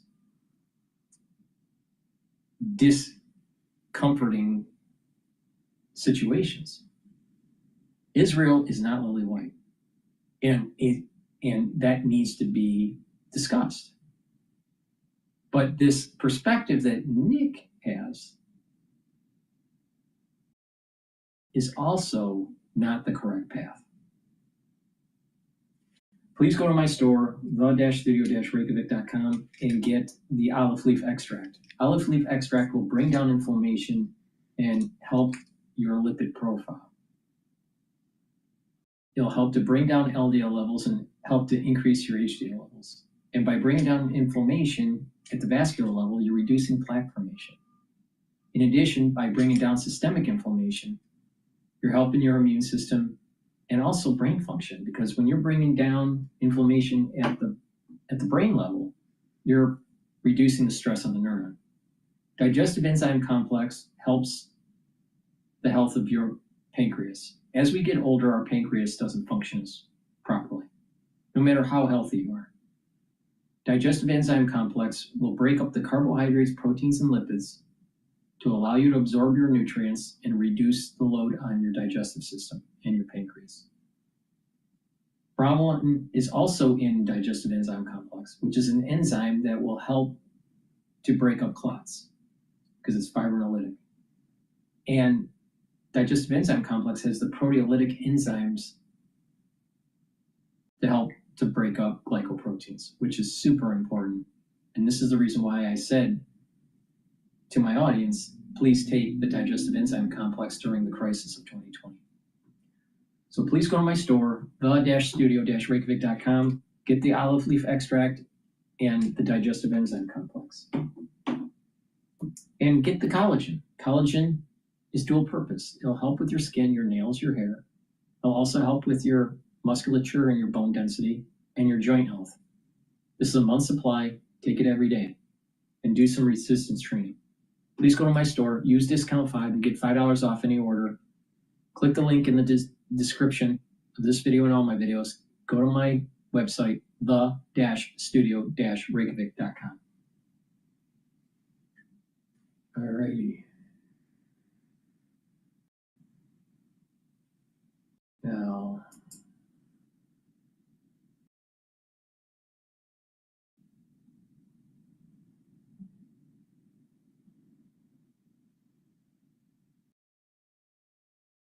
let's listen into expert warns Trump, do not step foot on Chinese soil. I don't know what the context is. What are you doing in a meeting that could have been an email? Losing interest. And what are you doing when you're keeping money in a traditional savings account? You're losing interest. Welcome back. The U.S. impact on China as China's economy is feeling the tariff sting. Beijing's global exports down better than 1% last month, according to reports, compared to last year. This is the first year-over-year decline in monthly exports since last March. China's total October imports coming in just over $215 billion, compared to exports at $305 billion. Beijing feeling pressure to increase domestic spending now to stabilize growth, as shipments to the U.S. fell more than 25% year-over-year. Joining me now is GETTR Institute Senior Fellow Gordon Chang. Gordon, good to see you. You think this is a real indicator of what's going on in China? Your reaction to this export-import report? The reason why this is so important, Maria, is because exports are the only hope for the Chinese economy. We know that China's super efficient factories produce far more than China can absorb. And we're seeing this, for instance, with the deflation numbers. So clearly China needs to sell. And if it can't sell to the world, the Chinese economy will fail. It's as simple as that. Yeah, Liz Page, jump in here because China tries to be all tough, but they are so reliant on exports to the United States. That's one of the major leverage points this country has. No question about it, Maria. And they've tried for a decade, I would say, Gordon knows better than I, to boost domestic purchasing, domestic demand, and have been unable to do so. Gordon, after the trade agreement that was crafted a couple of weeks ago, President Trump talked about going to China. Do you think that's a good idea? I worry that the optics of our president visiting Beijing right now would be all wrong. What do you think? I certainly agree with you, Liz. The Chinese, this is mentality going back thousands of years. It's when you have the vassals, those people who recognize China's grandeur go to the Chinese capital. And this is exactly the way China has shown this every time that we've had an American president go there. So we've got to recognize that this feeds into China's narrative that the United States has done.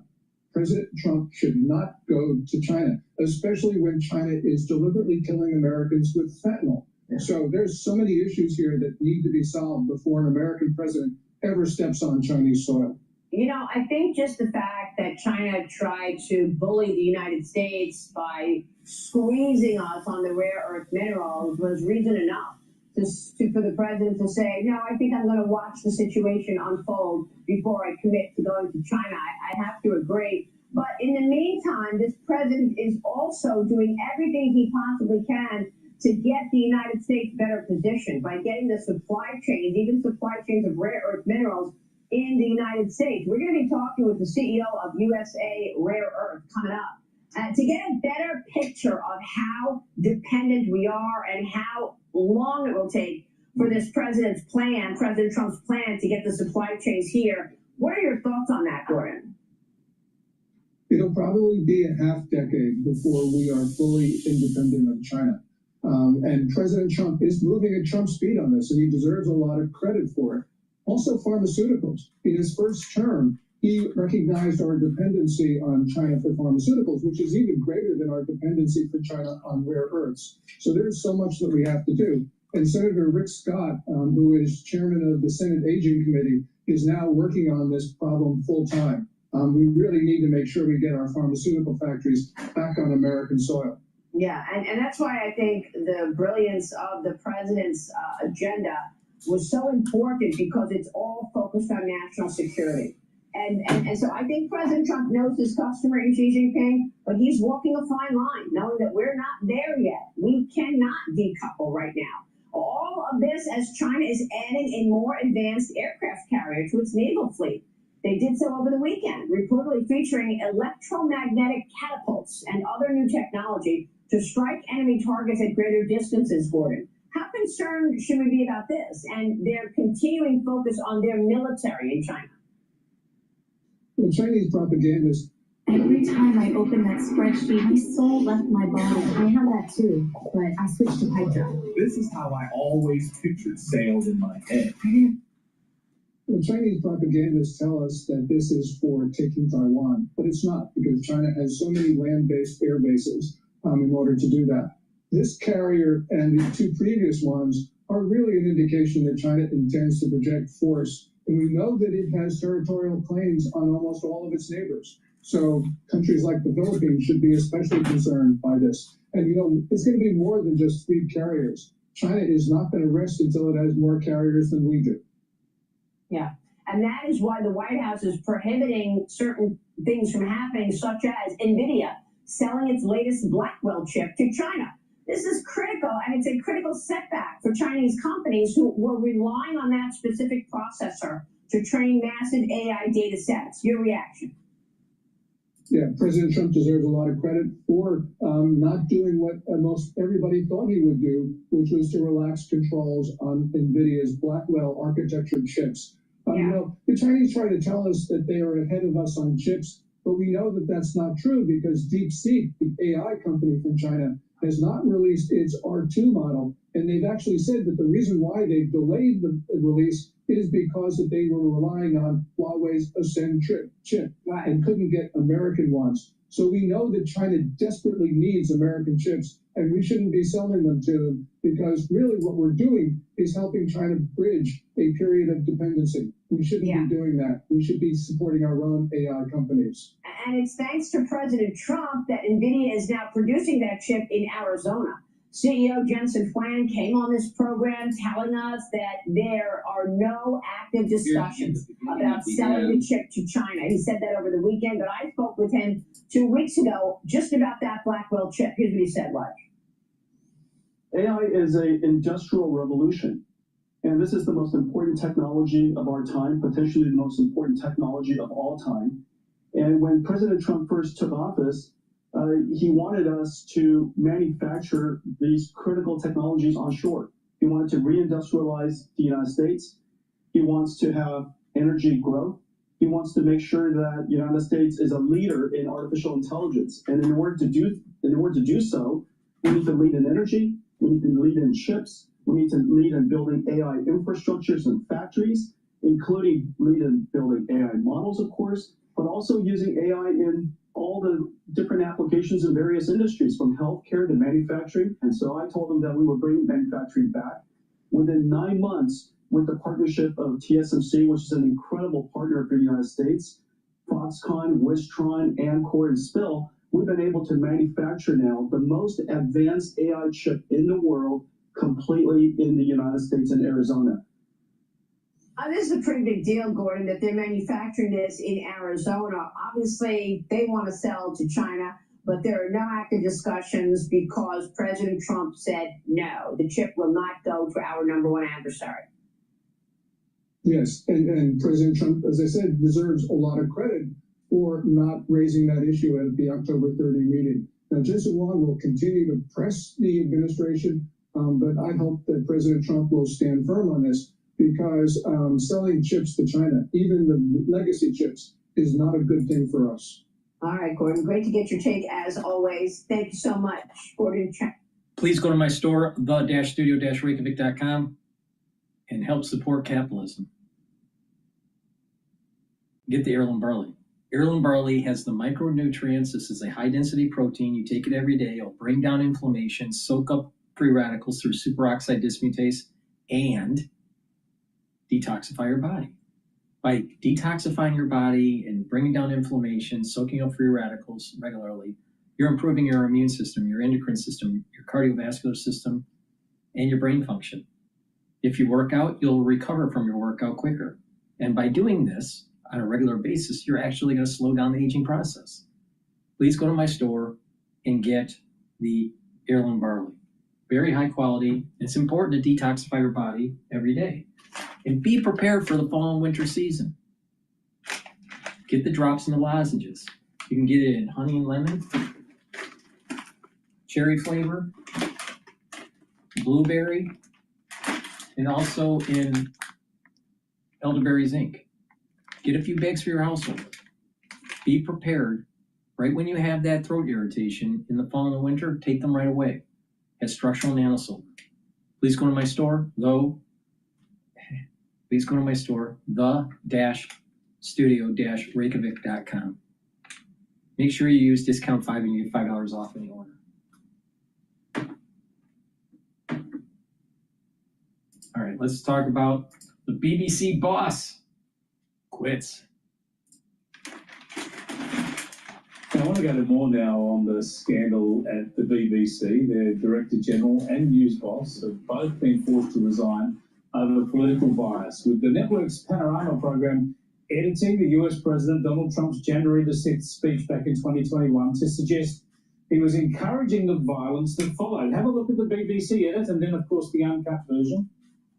We're going to walk down to the Capitol, and I'll be there with you, and we fight. We fight like hell. We're going to walk down to the Capitol, and we're going to cheer on our brave senators and congressmen and women. Yeah, as I showed you earlier, our ABC made a very similar edit. Editing out that stuff about going down there to cheer on senators and congress people. And they went on to where he said he wanted to show strength and be strong. The BBC went further down and said that he's going down there to fight. Two very senior people paid with their jobs. Let me bring in News Corp European correspondent and, of course, Sky News contributor Sophie Ellsworth. She's outside the BBC's headquarters, focus of so much controversy for so long, but with the Director General going and the news boss, Sophie, it's going to be a massive shake-up, isn't it? Things just might change. Well, Chris, the BBC is in crisis today. As we know, the two top bosses resigned last night in disgrace. And now there is a massive spotlight on the BBC yet again because they've been accused of institutional bias for a series of reports, including that report you clearly outlined in your editorial about the Trump documentary that was on their Panorama program. But today, just some of the front pages here. Chris, you know I love showing them to our viewers. Fantastic. Here on the front of the Sun, the B boss quits. We've got this one over Trump lies. And then we've got the Daily Mail here. BBC bosses quit in disgrace. I mean, these are just a couple of the key newspapers here in London today. Every front page is about the BBC's disgraceful conduct. And the fact here, Chris, that these instances seem to keep occurring where they're accused of bias or something goes wrong and they take too long to apologise or address the situation. And the Telegraph in the UK, he put immense pressure on the BBC last week about this documentary relating to Trump. And finally, the bosses have resigned. Yeah, incredible stuff. And as I've highlighted at the top of this program, a very similar edit to the very same speech means the ABC have got to answer questions here. Now, they say they've done nothing wrong, but I think there's going to be an outcry over what they've done with that same speech. Fascinating to see that play out in the BBC because the issues are so similar. The organisations really and the way they conduct themselves are so similar, the BBC and the ABC. But I want to go back to the royal scandals now, Sophie, and these revelations that the former Prince Andrew used to have prostitutes coming to Buckingham Palace, and if that's not scandalous enough, the suggestion is the Queen would have known about this and done nothing about it. Yes, these reports have emerged here in the UK. Chris, it's never a dull moment here with Prince Andrew, or formerly Prince Andrew, now Andrew Mountbatten Windsor. And now there's these allegations that he had prostitutes in at Buckingham Palace and that his late mother did know about it.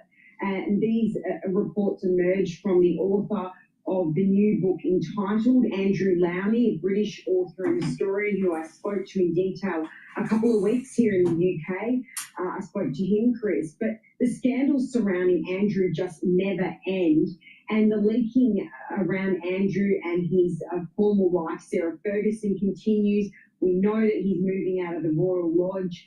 But he is very much on the outside now of the royal family. He will not be seen in public for a very long time. He's gone into exile, really, and we know that he'll be moving to Sandringham, possibly in the new year. So the bad headlines just continue for him. And sadly for the royal family, they cannot shake this, Chris. It'd be almost impossible for him to hide. I suppose the expectation is that on the Sandringham estate, there'll be security around there. He basically just live his life there for a while and have to sneak out if he ever wants to go anywhere. Well, Chris, it's a big estate. There's plenty of places you can stay there. It's not like he needs to go down to the local shop and buy his milk and newspapers and bread. He can get that done for him, but he will not be seen out in public. He won't be at the Christmas celebrations that they have in Sandringham, and that's really key, Chris, because the talk is that he won't move there until the royal family and Christmas has passed to avoid that awkward exchange. But he cannot shake these bad headlines, that's for sure. Whoa, wow. They're keeping the awkward uncle right away from everything. Thanks for joining us, Sophie. Fascinating stuff. Sophie Ellsworth there all over in the UK.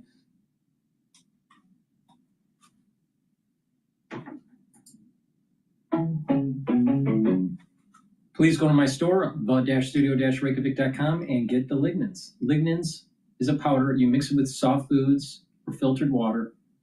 Take it every day, and this will bring down inflammation, soak up free radicals, help with your immune system and your endocrine system. Taking this every day is a great way to boost up your immune system to be prepared for the fall and the winter season. Please go to my store and get the lignans.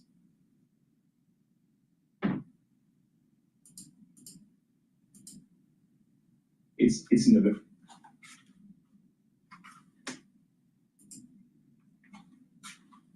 So it's easier for airlines to find accommodation on alternative flights, but once you get a 10%, that's an actual that's going to start making a difference in terms of whether people get rebooked onto alternative flights the same day or have to go onto the next day, and that could lead to serious disruption. It was August of 1981 when President Reagan fired the 11,000 air traffic controllers who were striking. This was not a government shutdown, right? This was, they were on strike about contract matters. And he was, regarded by many as handling that well. Is this what's in the president's mind right now? Is he thinking back to Reagan, 81, despite the lack of parallels? So when we were reporting the story on the Newark air issues and essentially the air traffic controller shortages, a lot of people talked about how 1981 was a precipice for the air traffic control industry, where you suddenly had a shortage of air traffic controllers filtering into the system. And that sort of had a knock-on effect until this day, because the air traffic controllers retire out and then there's a fresh batch of replacing those controllers. And the shutdown sort of has an impact on the intake of those new controllers. And at the moment, there's a shortage of controllers. So it would be not the greatest idea to sort of get rid of air traffic controllers who are fully trained and actually capable of directing traffic, especially when we've got a shortage of air traffic controllers in this country. Yeah. Well, you wonder, too, if they're going to get a raise because he's recommending one. Hey, Sid, thank you. You've been great. We'll be calling Sid Phillip up at World Headquarters in New York. Got our eyes on Capitol Hill with regard to all of his lawmakers, I'm sure would like to have a say. And we haven't even had a chance to mention yet what's happening on the other end of Pennsylvania Avenue. We thought we would call up Michelle Giamrisco to talk about that, because it's not very often President Trump has, and he's dealing with this shutdown stuff as well, presumably, has a world leader come visit the Oval Office without the press being brought into the room. We kind of just assume that's going to be the case. It's not today, as he has the president of Syria, the guy who had a $10 million price on his head here in the United States, said to be a terrorist until recently. Now he's apparently an ally. Described as once unthinkable in the tip sheets this morning. Michelle Giamrisco covers the White House for us and national security. It's great to see you. I don't. Is this an ally of the United States, and what are they talking about? Well, ally is certainly a stretch, I think, Okay. in military jargon as well. But yeah, the optics would be strange if we were to if it were to open up to see President Trump next to President al-Shara, because indeed the timeline has been quick. I mean, just last week it was the designated terrorist blacklist designation was lifted by the State Department. That also followed UN Security Council at the U.S.'s urging, taking off some sanctions. Now, al-Shara still has an uphill battle, and the U.S. does, the White House does, in getting Congress to erase some of the comprehensive sanctions that have been in place on Syria. But yes, this is a remarkable turn of events, and it all kind of speaks to the president's effort, of course, and in the Middle East and in a lot of these conflict situations to try to be the peacemaker and to bring some sort of deal to the situation. So is there's the idea to have another long-term ally in the region if things work out here, or is this more transactional? There are things to be had on both sides. So we reported this morning, we had a U.S. official confirm earlier reporting by the Wall Street Journal that Syria will be signing on to a U.S.-led coalition to defeat Islamic State terrorists. But, again, this is a guy, al-Shara, who used to lead an affiliate of al-Qaeda. So this is someone that, it's kind of a big move, to say the least, to enlist this leader to kind of come to the aid of the U.S. in counterterrorism efforts. So there's that to be had. There's also, what Trump likes to talk about. One of his signature diplomatic achievements in the first term was the Abraham Accords, or he likes to call them the Abraham Accords. But he has been, of course, Trump has been pressuring Syria and others in the region to sign on to that pact, which of course would normalize relations with Israel. So that's another big item on the U.S.'s side. And meanwhile, Syria has to like that al-Shara just only came to power, less than a year ago. He's now earning reprieve from sanctions and from terrorist designations that he didn't have previously. So it kind of dovetails with what he was addressing the United Nations about a couple months ago, in terms of trying to get Damascus to be seen as not an exporter of crisis, as he said, but an opportunity for peace in the country and in the region. So we'll see where this goes from here. But certainly a remarkable and stunning turnaround to have him at the White House today. It's amazing what the president has said about him. This is after they first met in May. President Trump, tough guy. This is a quote, very strong past, fighter. Right. What do you make of the decision not to let reporters in the room? Well, I mean, what would we see if we were in there?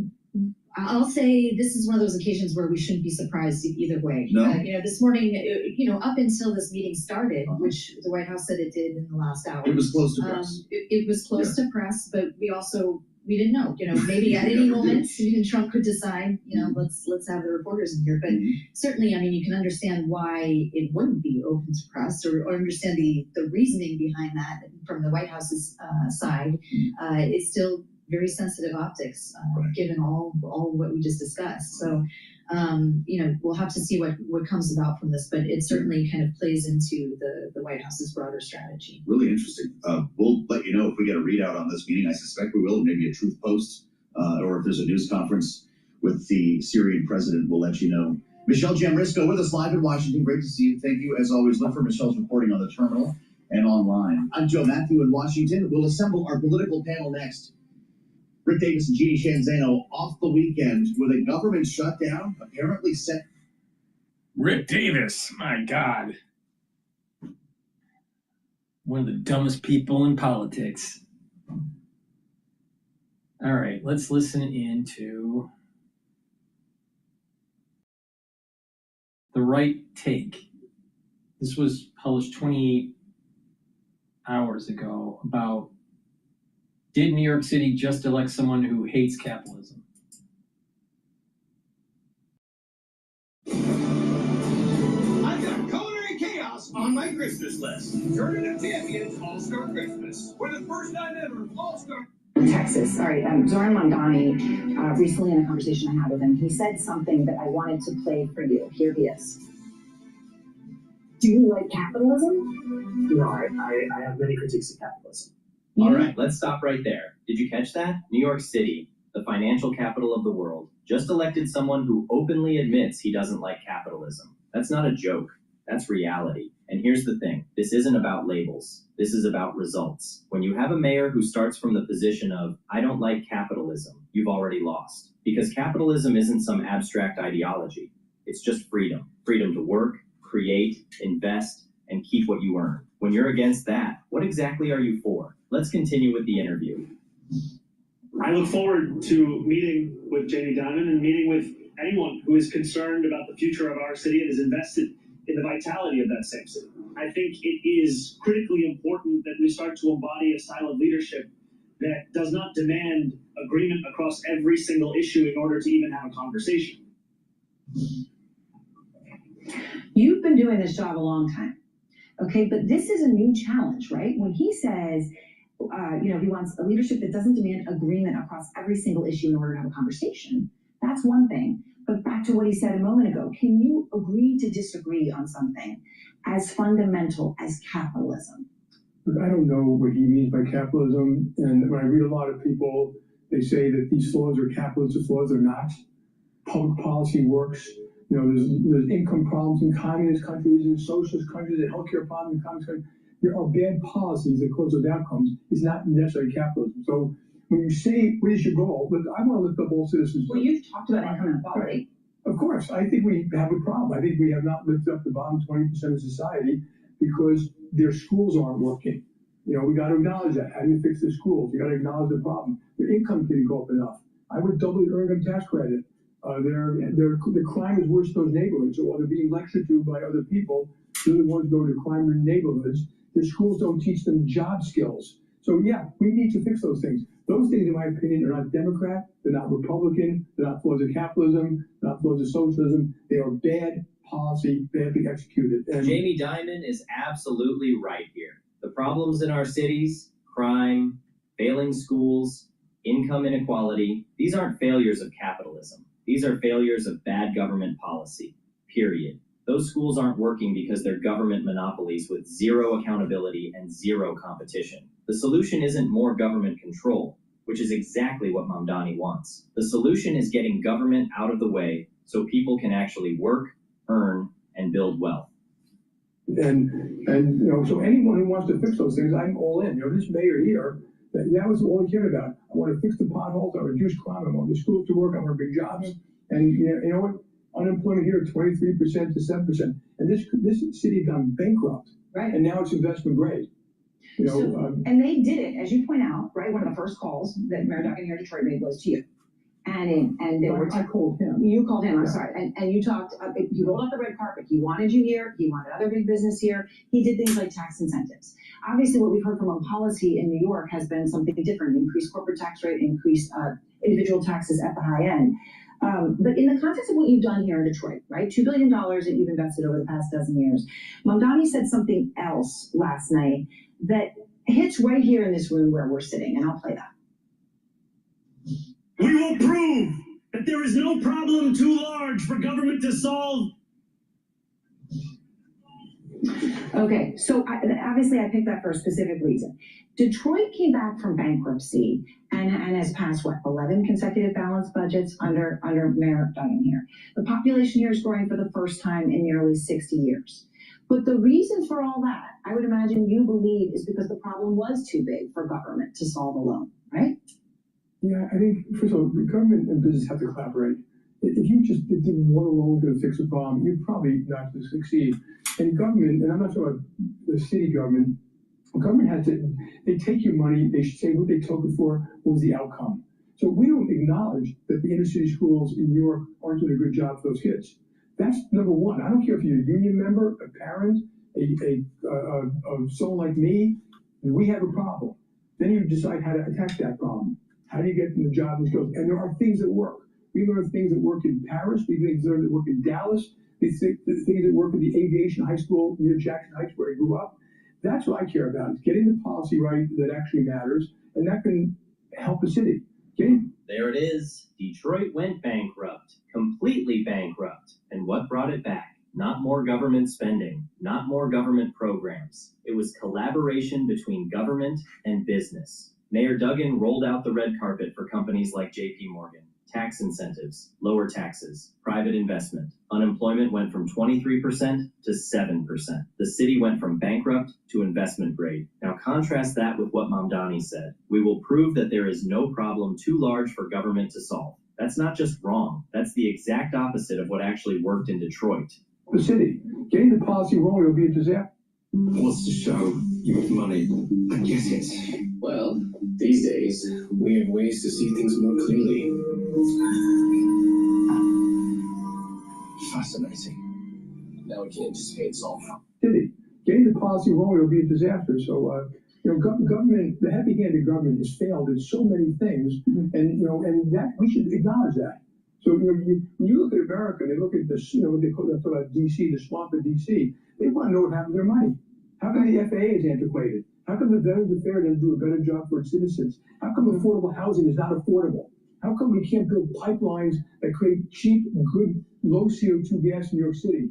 How come we can't build new schools? How come we already spend like $800 billion in K-12, and then we complain about it.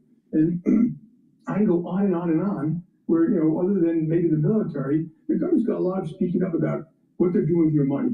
Is it efficient? Is it effective? How is it being used? And sometimes, as a business person, I always ask first, am I always spending I'm doing well before I ask more? Listen to what Diamond just listed. The FAA is antiquated. The VA fails veterans. Affordable housing isn't affordable. We spend $800 billion on K-12 with terrible results. And here's his key question. Are you spending well before you ask for more? That's basic accountability, but government doesn't work that way. Government says every problem needs more funding, more programs, more bureaucracy. New York already has massive government spending. The problem isn't that government is too small. The problem is it's inefficient, unaccountable, and implementing policies that don't work. I know you had a brief conversation with Zoran Mamdani, or at least he told me that you did. Yeah. And I got the impression it was pretty recent. Yeah. Yeah, but it was a long time ago because I had not gone to a meeting. Now this time I didn't not go to avoid him. I was out of the country. And I said, feel free to call me. And we have not spoken. I left a message today. You left a message today. Yeah. Okay. So obviously you're willing to meet with him anytime. If I find, I will. Then if I find it productive, I'll continue to do it. Bottom line, Jamie Dimon is being diplomatic because he has to be. He's got $3 billion in that New York skyscraper and 24,000 employees. It's not just New York. He also does banking around the world, and he's doing banking with some countries that are a little bit more socialistic than our liking. And that's the reason why he has to walk on eggshells. But the bottom line is this. The only way out of a society that's unproductive is to use capitalism.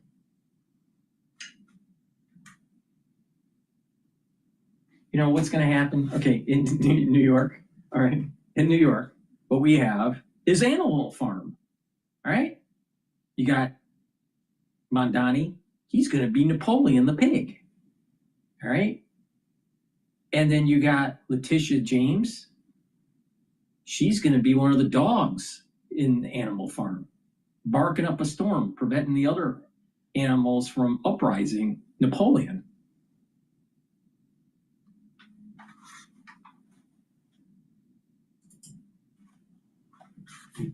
He can't just leave. But here's reality. New York City just elected someone who opposes the economic system that made New York possible. Someone who wants to raise taxes when businesses are already fleeing to Texas and Florida. We've seen this before. Detroit figured it out. They brought in business, cut regulations, created incentives. It worked. New York is going in the opposite direction. And the people who will suffer most are the ones Mamdani claims to want to help. The people who need jobs, safe neighborhoods, functioning schools. You can't tax and regulate your way to prosperity. New York's about to learn that the hard way. Let me know what you think in the comments.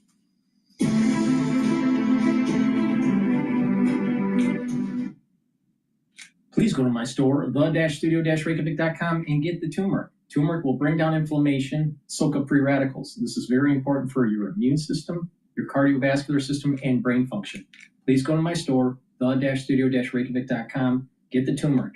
By bringing down inflammation at the cerebral level, you're helping the health of your neurons. If your neurons are stressed, if they are in a pro-inflammatory environment, the myelin sheath will start to degrade and your neuron will be less functional. Please go to my store, the-studio-reykjavik.com, and get the turmeric. Boost up that immune system, especially for the fall and the winter season. And guess what? If you stack turmeric with ashwagandha root and lignans on a regular basis, you're going to be slowing down the aging process. It's one of the key pillars of my anti-aging protocol.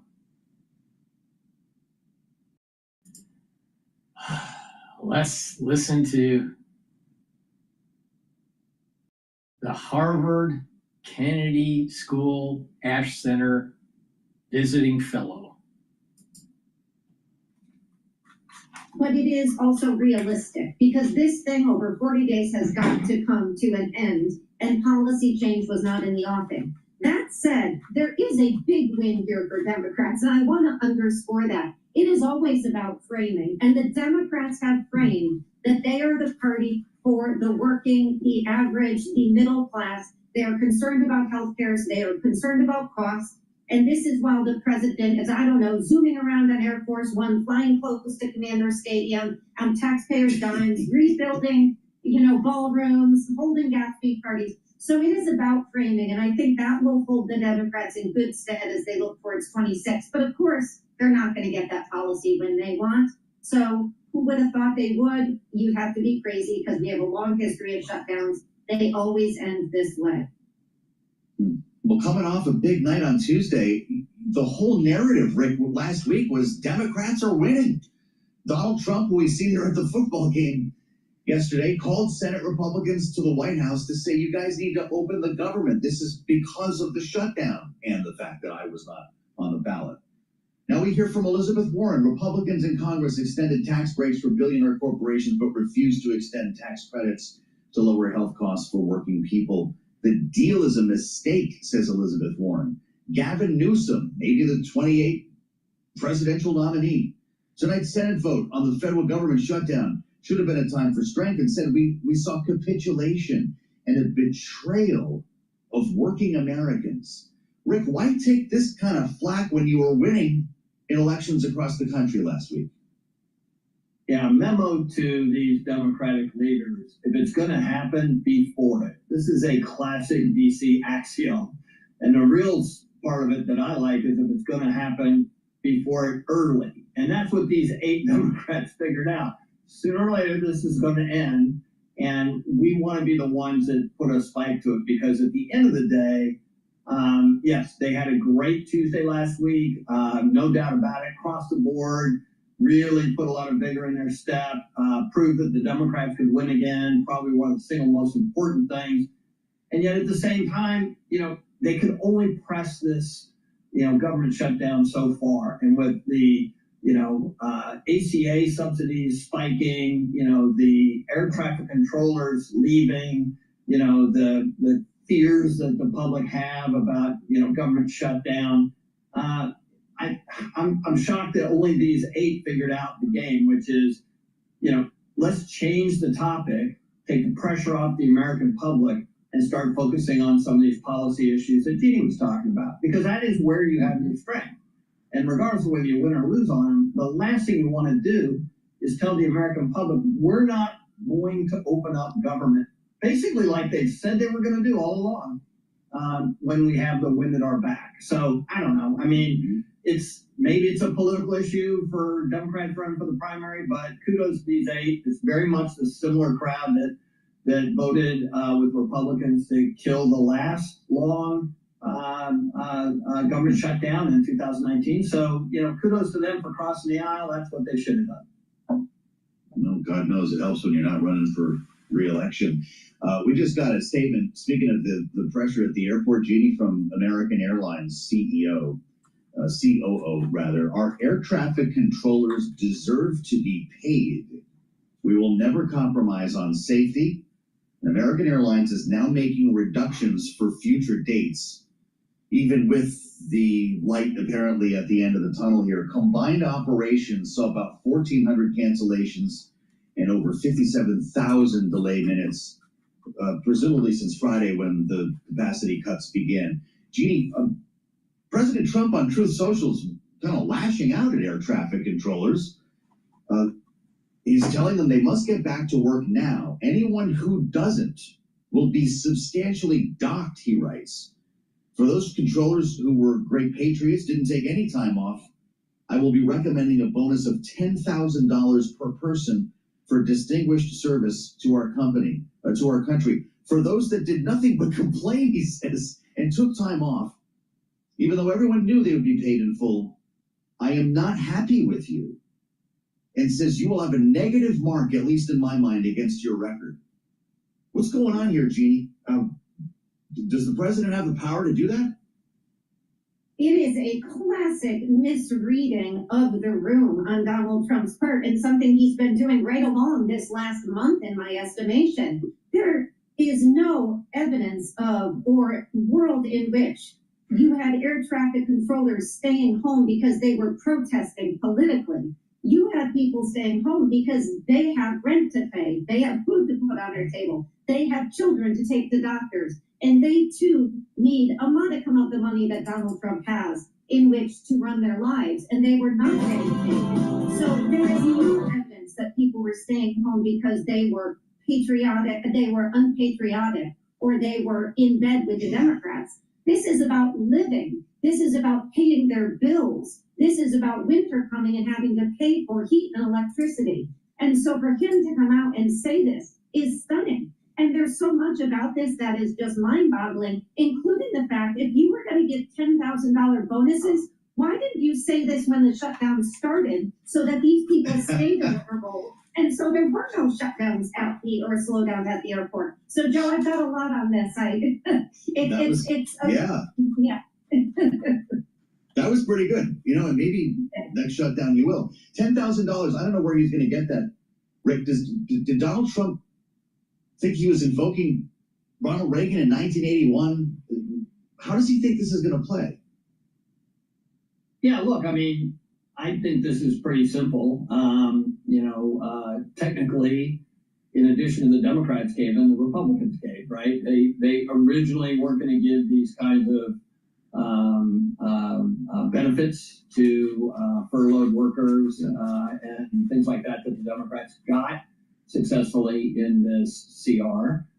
assuming it actually gets to Trump's desk. And so he's got to complain about something. And, the way I read this is I wouldn't have agreed to this deal if you guys hadn't struck and shut down the, national air traffic system, which is basically Duffy's argument, is that, we've had to cut back 20% of these flights by Thanksgiving because you guys aren't showing up for your jobs. So it's just casting blame.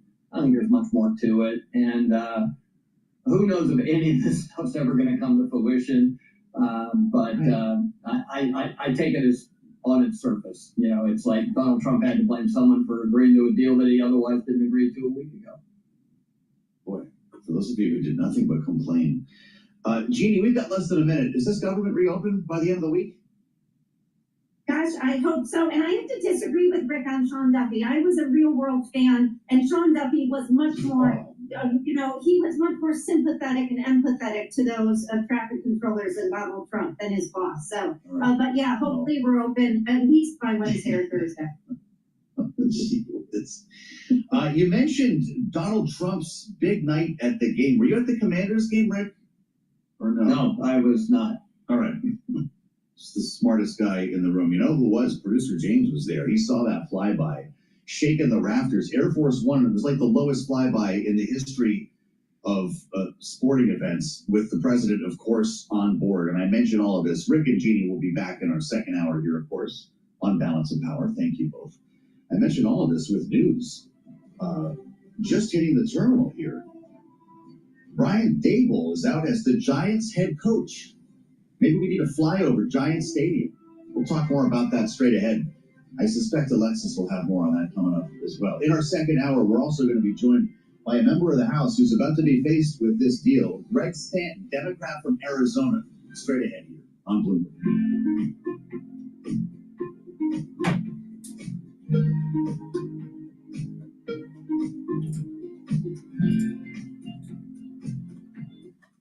Please go to my store, the-studio-reykjavik.com, and get the ashwagandha root. Ashwagandha root will bring down cortisol levels and help you to control your blood glucose levels. There are too many people in the United States that have insulin resistance. Please take my advice, do proper exercise, proper diet, and take ashwagandha root. Control those cortisol levels and your blood glucose levels. And by doing that, you're helping your cardiovascular health and you're helping your immune system. Please go to my store, take the ashwagandha root. This is part of a protocol to slow down the aging process. Now let's listen into the BBC crisis. The speech by US President Donald Trump in a BBC documentary has grown into a full-blown scandal, with two of the corporation's top bosses announcing their resignations. The BBC's Director General, Tim Davie, and its news CEO, Deborah Turness, both stepped down on Sunday. The controversy has raised new questions about impartiality at the British public broadcaster. A crisis unprecedented in the long history of the BBC. The corporation's Director General, Tim Davie, and new CEO Deborah Turness both stepping down. At the heart of the meltdown lies a BBC Panorama documentary, which used parts of a speech by US President Donald Trump made shortly before the January 6 US Capitol riots. A leaked internal memo said the documentary edited Trump's words, implying he encouraged the rioters, while omitting a section where he called on his followers to make their voices heard, peacefully and patriotically. Trump responded to the resignations on his Truth Social platform. These are very dishonest people who tried to step on the scales of a presidential election. On top of everything else, they're from a foreign country, one that many consider our #1 ally. What a terrible thing for democracy. As a publicly funded broadcaster, the BBC is obliged by its charter to report impartially. But critics from both left and right have repeatedly accused the corporation of bias. While acknowledging mistakes, former new CEO Deborah Turness dismissed claims that the BBC is institutionally biased. I asked Birgit Mars, our correspondent in London, just how big a crisis this is for the BBC. It is a big crisis and definitely headline news here in the UK. The BBC is one of the most trusted news brands in the world. And in the UK, it's part of the fabric of democracy, and trust in the BBC sits at the heart of it. And that obviously builds on impartiality. So the suggestion that a mistake was made when President Trump's speech was reported, possibly inadvertently, but that somehow the truth was distorted, that is a grave mistake. And the question is why there was no apology, why this crisis was basically starting to unfold and now ends, maybe not ends, but now we have a new stage in this crisis with these two high-profile resignations. That's right, they really are very high profile. So where did the pressure come from to force these two very senior bosses, the head of the BBC and the CEO of BBC News, where did the pressure come from to force them to resign? Of course, this is still unfolding. Insiders say it comes from within the board of governors, basically the oversight of the BBC, and the outgoing Director General actually warned not to weaponize the BBC. So the row is really over impartiality, not just about this particular incident, but there are allegations of wider impartiality. So the BBC has in recent years come under a lot of scrutiny, as have other news organizations as well, in an increasingly polarizing debate on lots of issues. For example, the Brexit coverage was a big point of content here in the UK, and the BBC had come under pressure from the left and the right about bias in that coverage. That then also continued when the Gaza conflict was reported on there as well. The Reuters Institute, which is based at Oxford University, said that the BBC has come under intense scrutiny, and there was accusations of bias from both sides. Other issues such as trans rights or racism, or also reporting on climate change, all these are very hotly debated issues where news organizations, generally public broadcasters, under more scrutiny because they are funded by a license fee, they're publicly funded, and yes, the BBC has been under a lot of scrutiny there. The outgoing head of BBC News, Deborah Turness, said in a statement that recent allegations that BBC News is institutionally biased are wrong. I'm quoting there. Can you tell us how people in the UK feel? I mean, do people believe that the BBC is biased? There, I think it's quite good to look at the polls, and again, the Reuters Institute at Oxford University, they are doing in-depth research on the trust of news brands, and they are saying that the BBC is still one of the most trusted news brands, and it's also where people actually crucially go when they want their facts checked. So the BBC is not as highly trusted as it was maybe decades ago. The same goes for other institutions in the UK, but it's still much more trusted than journalists generally. So it just reflects that there is a debate on news, there is a debate on what is true and what is not true. That is definitely going on here in the UK, and the BBC is at the forefront of this. Birgit Mars in London. Birgit, thank you so much. From Brian Daboll, ESPN reporting that Daboll has been fired as the head coach of the Giants in the midst of his fourth season at the helm. Offensive coordinator Mike Kafka will reportedly be named interim head coach. President Trump said the hundreds of billions of dollars paid to health insurers under the Affordable Care Act should go directly to the public. That's not sitting too well with some insurance companies. We've got shares of Centene, Molina Healthcare, and Oscar Health all lower. In fact, Oscar Health down now 16%. And Instacart in the news, the grocery delivery company formerly known as Maple Bear, or formerly known, I should say, as Maple Bear, posting better than expected quarterly results. Shares are higher here today, building on earlier gains in the previous session. For on-demand news 24 hours a day, subscribe to Bloomberg News Now wherever you get your podcasts. I'm Alexis Christoforous, and that's a Bloomberg Business Flash. All right, Alexis in World Headquarters for us. Thanks so much. As Alexis mentioned, I'm Tyler Kendall here in Washington alongside of Joe Matthew, where we are inching closer, it appears, to reopening the government after a record-long closure. But while the Senate has passed this bill on a procedural basis, there's still a lot more that needs to get done before we see final passage. And as House Speaker Mike Johnson outlined earlier, it's definitely not a done deal. They'll need unanimous consent from all senators to fast-track their final vote. As you know, there's some procedural hurdles that one or more could throw in the way, but we certainly hope that they won't do that because so many people across this country are desperate for the government to reopen. I'm stating the obvious to all my colleagues, Republicans and Democrats in the House. You need to begin right now returning to the bill. We have to do this as quickly as possible. That, of course, easier said than done, knowing that we have a travel crisis and air traffic control crackdown in this country. The FAA each day is removing 1% of capacity. It started at 4% Friday, will be at 10% by the end of this week. So just getting back to Washington is going to be part of the story here. If the timeline holds, from what we understand, we could see a vote as soon as this evening in the Senate. The House would be looking at Wednesday in a best case scenario. But let's talk to Megan Scully about this. She runs our Capitol Influence team. I don't think they ever stopped working all weekend because the Senate never went home. It's great to see you. Happy Monday. There's light at the end of the tunnel, and then we can start talking about the January shutdown. But I'll hold off on that for a minute. Do we expect to see voting tonight in the Senate?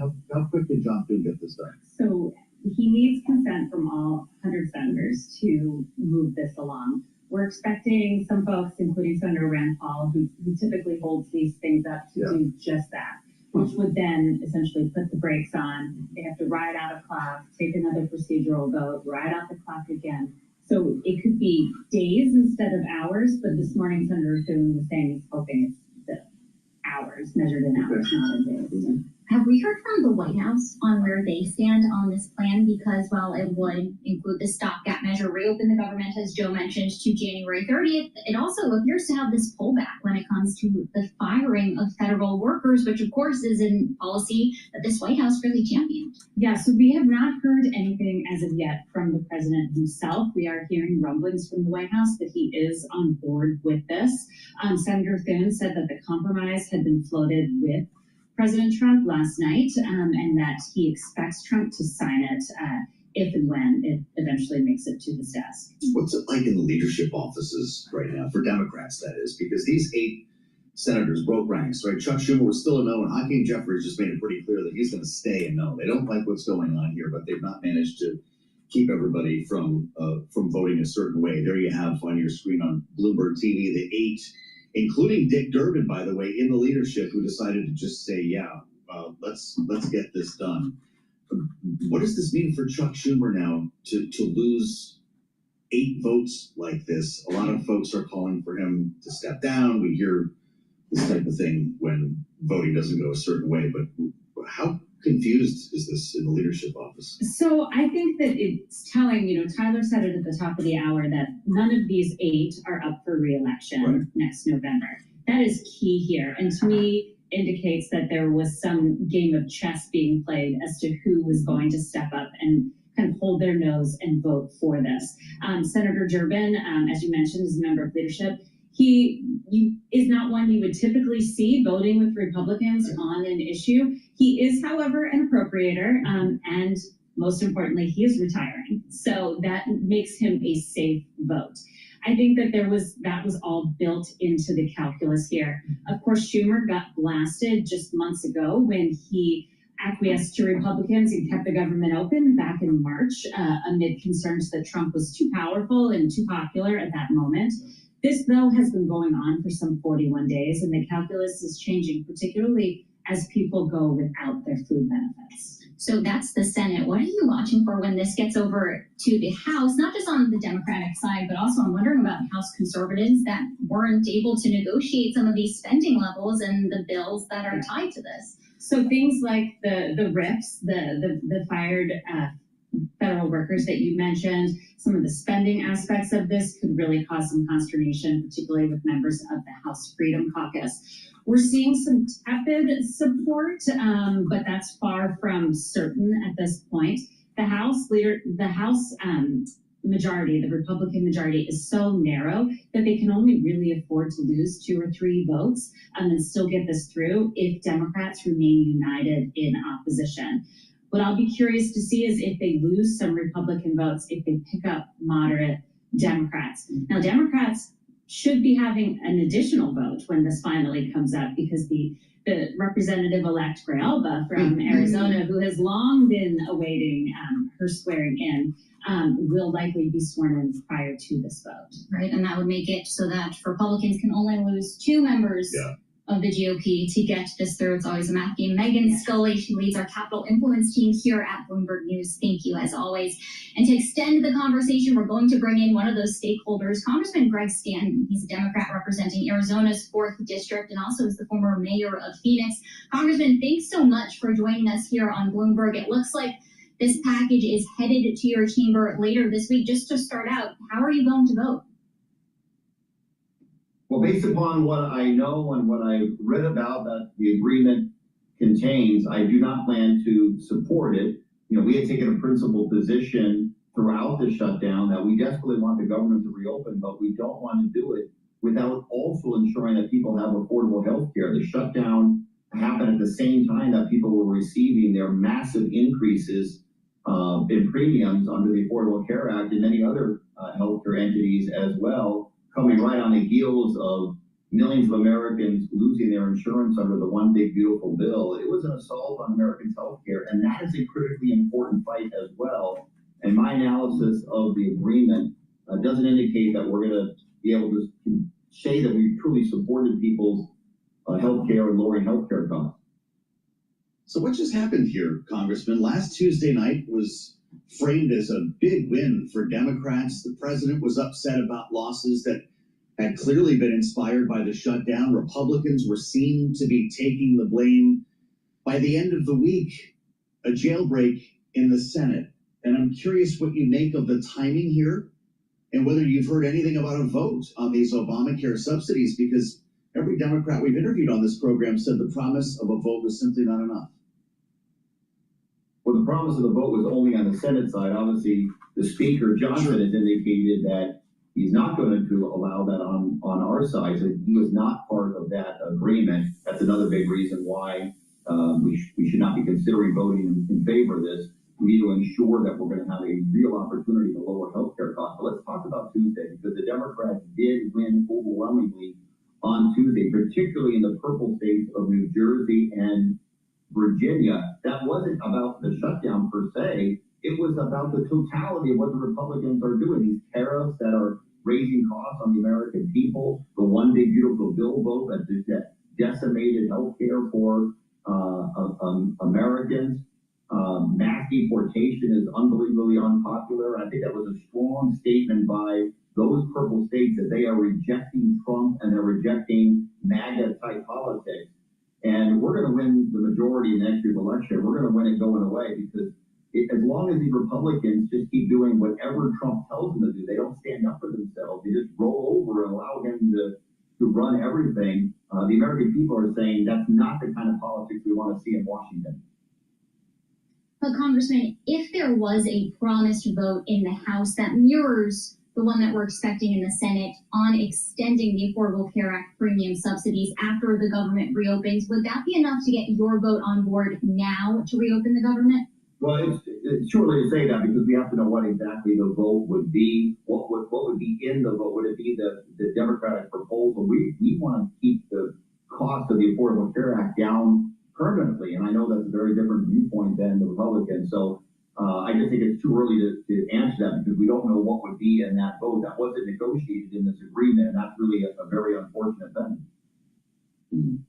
Congressman, the president on Truth Social was talking about health care and health insurance that's pulling shares of health insurers lower today, saying hundreds of billions of dollars in federal funding that goes to what he calls money-sucking health insurers under the ACA should be sent directly to the public. He says he's recommending to Senate Republicans that this money be sent directly to people so they can purchase their own, in his words, much better health care and have money left over.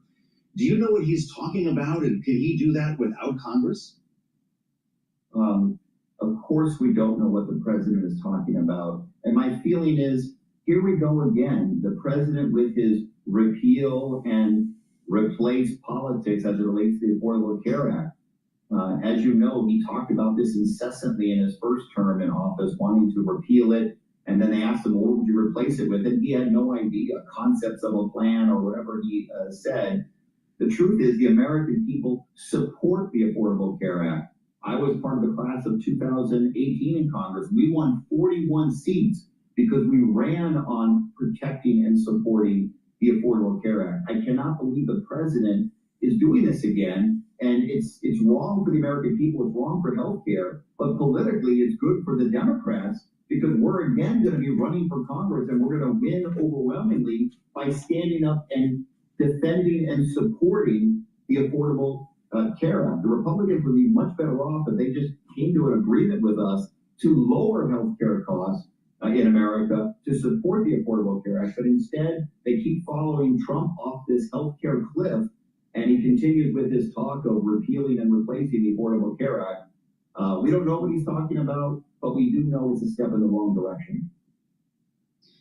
But if this is an issue that Democrats do well on, and if this is an issue that requires time to hammer out a deal, I know that you still need to look at what this legislation in front of you this week is going to look like, but why not pass to reopen the government and then use January 30th as the new pressure point so that Democrats can make the conversation about healthcare and put forward a plan that works and gets agreement to actually enact it for the American people. In the meantime, you have money starting to flow in to alleviate some of those pressure points, like on our air traffic control system and for SNAP food benefit recipients.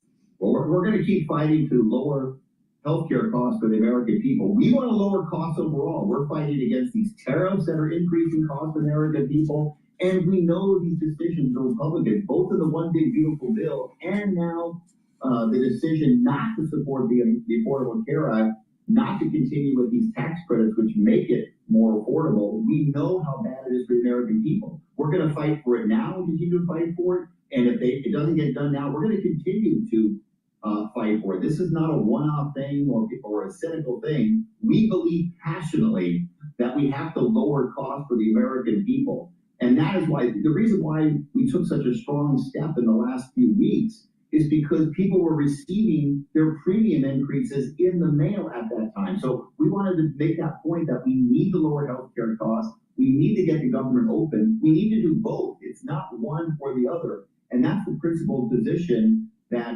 House Democrats have taken.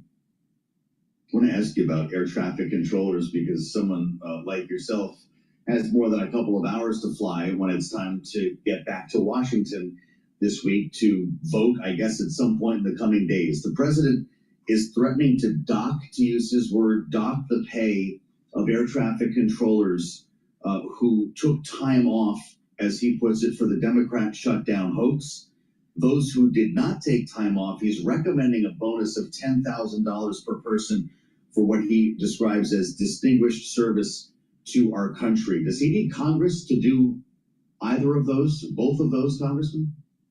Yeah, we saw with the whole Doge thing with Elon Musk and him coming in and trying to unilaterally fire a bunch of employees and do it indiscriminately, and then they had to beg these employees to come back because neither Elon Musk nor Doge actually understood what they did. This has echoes of that. Look, all of the air traffic controllers are our heroes, and many of them were not able to work the overtime that they normally work because they weren't getting paid, so they had to do child care or in some cases had to work a second job in order to have some level of income. Those air traffic controllers are the heroes of this shutdown. In fact, I went so far as to say that I actually supported Secretary Duffy, the Secretary of Transportation, in lowering the number of flights at the 40 busiest airports, because safety of the traveling public has to be the highest priority. And these air traffic controllers aren't. I wish we had more time with you.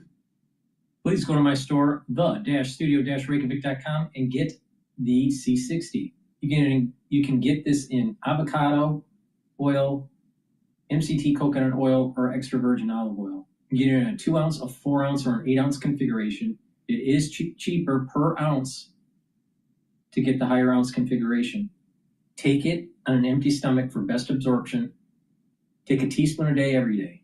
When you do that, you're soaking up free radicals in your cell, in your extracellular matrix, in your bloodstream, and also in your neurons. And when you do this, your tissues will perform better. You'll prevent plaque formation at the vascular level, and you'll have more ATP and more neurotransmitters produced in the neuron for better cognition. Please go to my store and get that C60. The C60 is 1,000 times more potent than vitamin C. One molecule of C60 is 1,000 times more potent than one molecule of vitamin C. Very important to understand this. And the reason why is that C60 is 60 carbons attached together, and that there's a special property with the electrons floating around on the molecule, around the molecule, that allows for an absorption and neutralization of the free radicals. Now, when this happens, you're reducing stress in the cell and your tissues. You're also allowing for the mitochondria's health to improve. And so your ATP will go up. When you have more ATP, your cells will perform better. Also, when you do this on a regular basis, you're going to notice that your immune system is better, your endocrine system is better. You'll also recover quicker after a workout if you take it before your workout. So go to my store, take a teaspoon a day every day.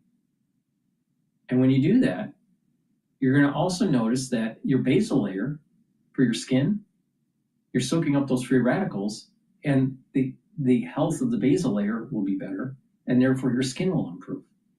You will start to notice the benefits of C60 within 2 months. You're going to have more energy, and you're going to notice that your immune system, your endocrine system is improving.